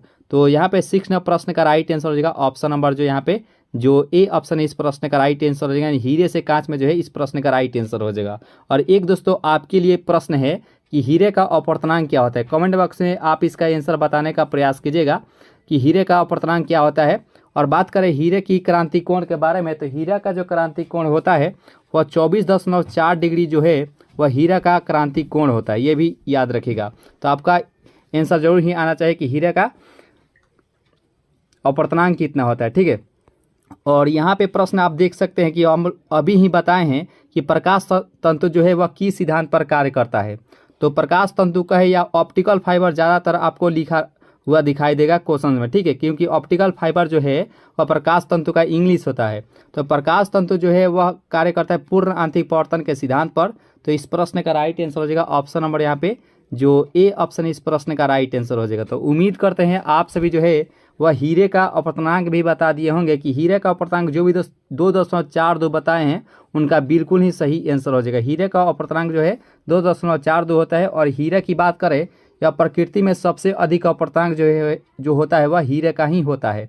और प्रकृति में सबसे कठोर पदार्थ भी हीरा ही होता है, ठीक है। तो इस प्रश्न का राइट आंसर हो जाएगा ऑप्शन नंबर ए। तो उम्मीद करते हैं यहाँ तक जो सेशन है आपको अच्छी लगी होंगी। अगर लग रही होंगी तो जरूर ही लाइक कीजिएगा दोस्तों, और दोस्तों के पास जरूर ही शेयर कीजिएगा। और जो भी दोस्त नए अगर जुड़े हो तो जरूर ही सब्सक्राइब कर लीजिए, आपके लिए बेहद ही महत्वपूर्ण ये सेशन है। और यहाँ पे प्रश्न है कि प्रकाश ऊर्जा को विद्युत ऊर्जा में बदलता है। तो यहाँ पे इसी प्रश्न का राइट आंसर क्या होना चाहिए दोस्तों कि प्रकाश ऊर्जा को विद्युत ऊर्जा में बदलता है। तो इसका जो सही आंसर हो जाएगा 8 का वह हो जाएगा ऑप्शन नंबर सी। सौर सेल जो है इस प्रश्न का राइट आंसर हो जाएगा ऑप्शन नंबर सी जो है इस प्रश्न का सही आंसर हो जाएगा।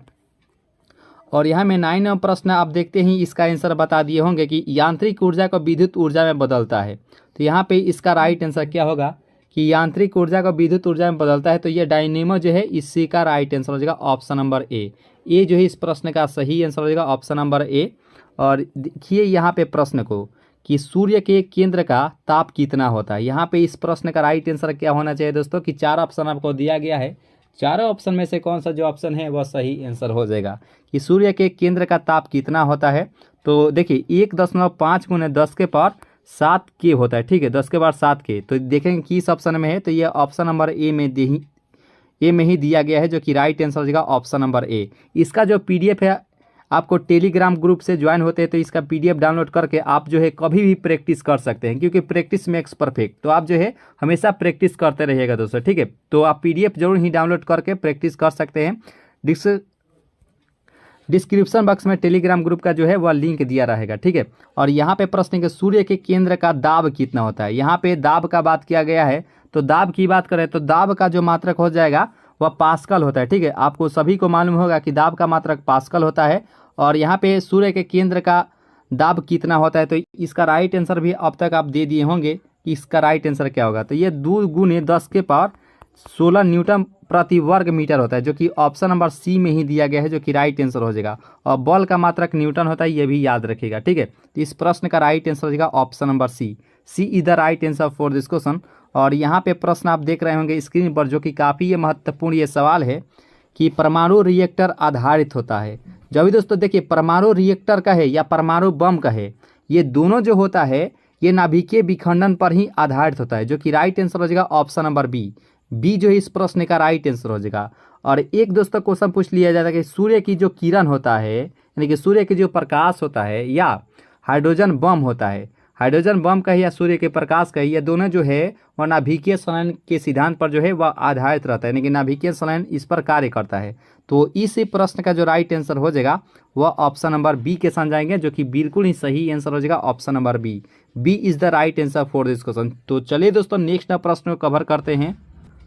तो यहाँ पे 13 प्रश्न भी आप देख सकते हैं। ये प्रश्नोत्तर के बारे में हम डिस्कस किए थे कि परमाणु बम आधारित रहता है, तो ये जाहिर सी बात है नाभिकीय विखंडन पर आधारित रहता है, लेकिन कौन सा, तो ये अनियंत्रित होता है, ठीक है। तो अनियंत्रित ये ऑप्शन नंबर सी में दिया गया है, जो कि राइट आंसर हो जाएगा ऑप्शन नंबर सी जो है इस प्रश्न का राइट आंसर हो जाएगा। नाभिकीय संलयन के बारे में हम लोग भी डिस्कस किए थे कि हाइड्रोजन बम या सूर्य के प्रकाश।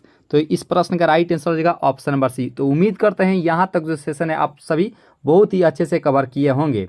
तो लाइक जरूर ही कीजिएगा दोस्तों अगर वीडियो अगर अच्छी लग रही हो तो।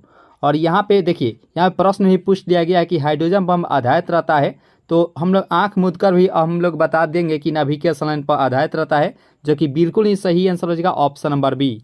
बी जो इस प्रश्न का राइट आंसर हो जाएगा, B is the right answer for this question दोस्तों। और यहाँ पे प्रश्न है कि सिलिकॉन तथा जर्मेनियम अर्धचालक होते हैं, एक संयोजी होते हैं, त्रिसंयोजी, पंच संयोजी या चतुर्थ संयोजी। तो यहाँ पे इसका राइट आंसर क्या होगा? देखिए, सिलिकॉन तथा जर्मेनियम का बात किया गया है तो ये चतुर्थ संयोजी इस प्रश्न का राइट आंसर है, क्योंकि इसमें 4 इलेक्ट्रॉन जो है वह होते हैं। ठीक है, तो इस प्रश्न का राइट आंसर हो जाएगा ऑप्शन नंबर यहाँ पे जो डी ऑप्शन है, इस प्रश्न का सही आंसर हो जाएगा ऑप्शन नंबर डी। और यहाँ पे प्रश्न है कि पॉजिट्रॉन की खोज किसने किया?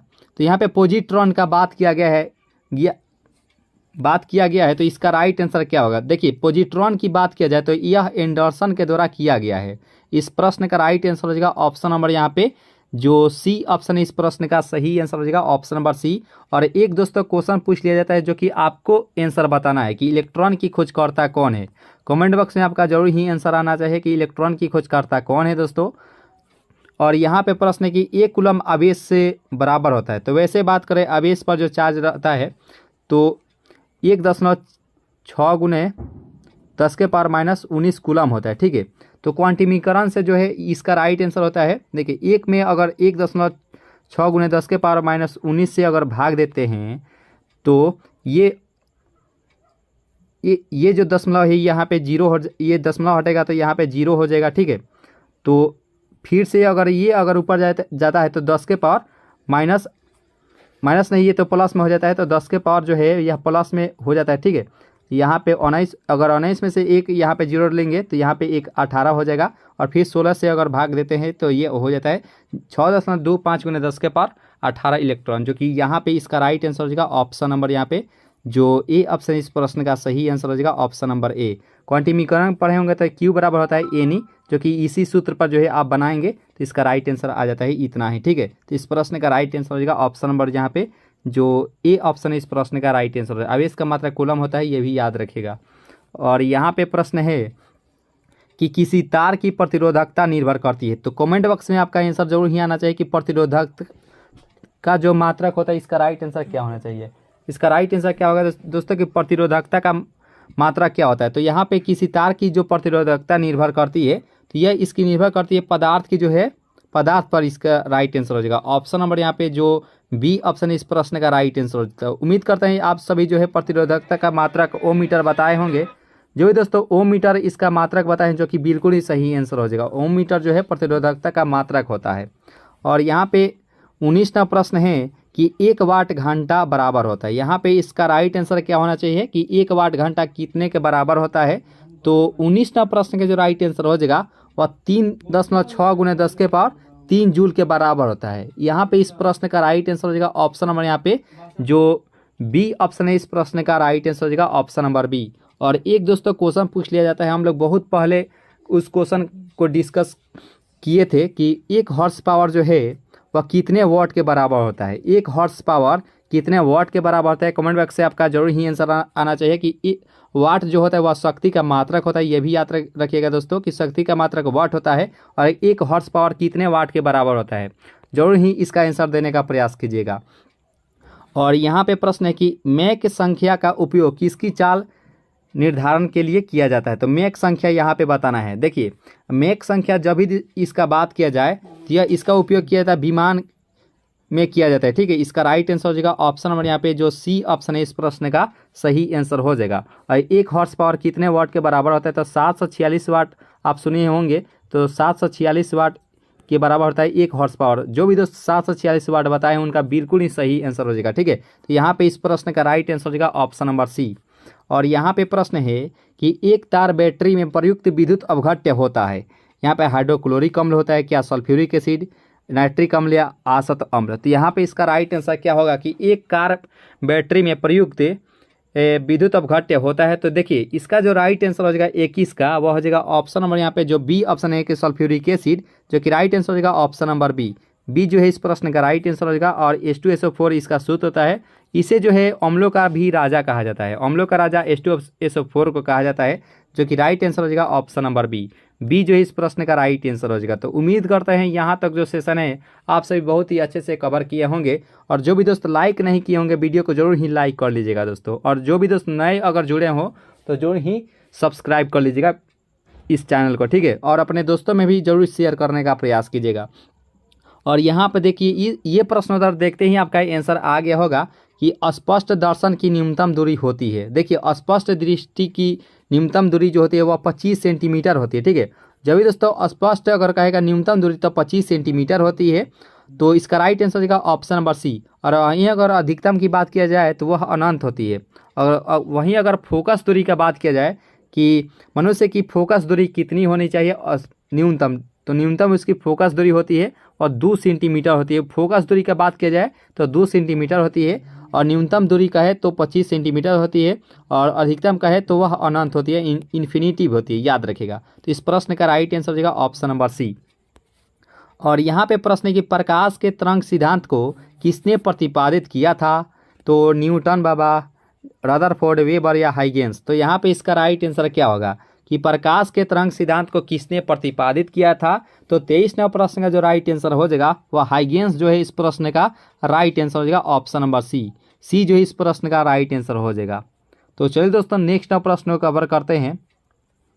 और यहाँ पे प्रश्न कि इंद्रधनुष में किस रंग का विक्षेपण अधिक होता है? जब भी दोस्तों विक्षेपण अगर अधिक का बात किया जाए तो 4 ऑप्शन आप देख सकते हैं, बैगनी, पीला, नीला या लाल। तो देखिए यहाँ पे प्रश्न आप सही से देख लीजिए कि इंद्रधनुष में किस रंग का विक्षेपण सबसे अधिक होता है। तो 24 नंबर प्रश्न का राइट आंसर हो जाएगा बैगनी, जो कि बिल्कुल ही सही आंसर हो जाएगा ऑप्शन नंबर ए, क्योंकि इसका जो तरंग दैर्ध्य होता है सबसे कम होता है। और सबसे कम किसका विक्षेपण होता है तो वह लाल रंग का होता है, यह भी याद रखेगा। तो इसका जो राइट आंसर हो जाएगा ऑप्शन नंबर ए, क्योंकि लाल रंग का जो है तरंग दैर्ध्य सबसे अधिक होता है। और कमेंट बॉक्स में आपका एक क्वेश्चन हम पूछते हैं, आपका आंसर जरूर ही आना चाहिए कि जो सिग्नल के रूप में जो किस रंग का उपयोग किया जाता है, नहीं होता सिग्नल के रूप में किस रंग का उपयोग किया जाता है। कमेंट बॉक्स से आपका जरूर ही आंसर आना चाहिए, ठीक है। तो यहाँ पे चलिए नेक्स्ट प्रश्न को कवर कर लेते हैं। और यहाँ पे प्रश्न है कि पानी के ऊपर तेल परत का चमकना का उदाहरण होता है। यहाँ पे इस प्रश्न का राइट आंसर क्या होगा कि पानी के ऊपर तेल परत का चमकना का उदाहरण होता है। तो देखिए 25 नंबर प्रश्न का जो राइट आंसर हो जाएगा वो हो जाएगा ऑप्शन नंबर यहाँ पे व्यक्तिकरण, जो कि राइट आंसर हो जाएगा ऑप्शन नंबर डी जो है इस प्रश्न का राइट आंसर हो जाएगा। और व्यतिकरण की बात किया जाए, जो चिड़िया का जो रंग होता है, चिड़िया का जो रंग होता है कि कौन सी चिड़िया किस रंग की है, लाल है, पीला है, नीला या हरा है, चिड़िया का जो रंग का जो निर्धारण किया जाता है वह व्यतिकरण के कारण ही संभव हो पाता है कि चिड़िया का रंग कैसा है, ठीक है। तो इस प्रश्न का जो राइट आंसर हो जाएगा ऑप्शन नंबर यहाँ पे जो डी ऑप्शन है इस प्रश्न का राइट आंसर हो जाएगा। व्यतिकरण की खास बात जो है एक पतले प्रिज्म का जो कारण होता है वह व्यतिकरण के कारण ही संभव हो पाता है, ठीक है। तो इस प्रश्न का राइट आंसर हो जाएगा ऑप्शन नंबर डी। और यहाँ पे प्रश्न है धूप चश्मे की पावर होती है। देखिए धूप चश्मा का बात किया गया है तो धूप चश्मा का जो पावर होती है इस प्रश्न का राइट आंसर हो जाएगा 26 का हो जाएगा ऑप्शन नंबर, यानी कि 0 डायोप्टर होती है। और डायोप्टर किसका मात्रक होता है? तो लेंस की क्षमता का जो मात्रक होता है वह डायोप्टर में मापते हैं, ये भी याद रखिएगा दोस्तों कि लेंस की क्षमता का जो मात्रक होता है वह डायोप्टर में मापते हैं, याद रखिएगा, या मीटर इन्वर्स में, ठीक है। मीटर इन्वर्स का है या डायोप्टर व लेंस की क्षमता का मात्रक होता है। इस प्रश्न का राइट आंसर हो जाएगा ऑप्शन नंबर ए।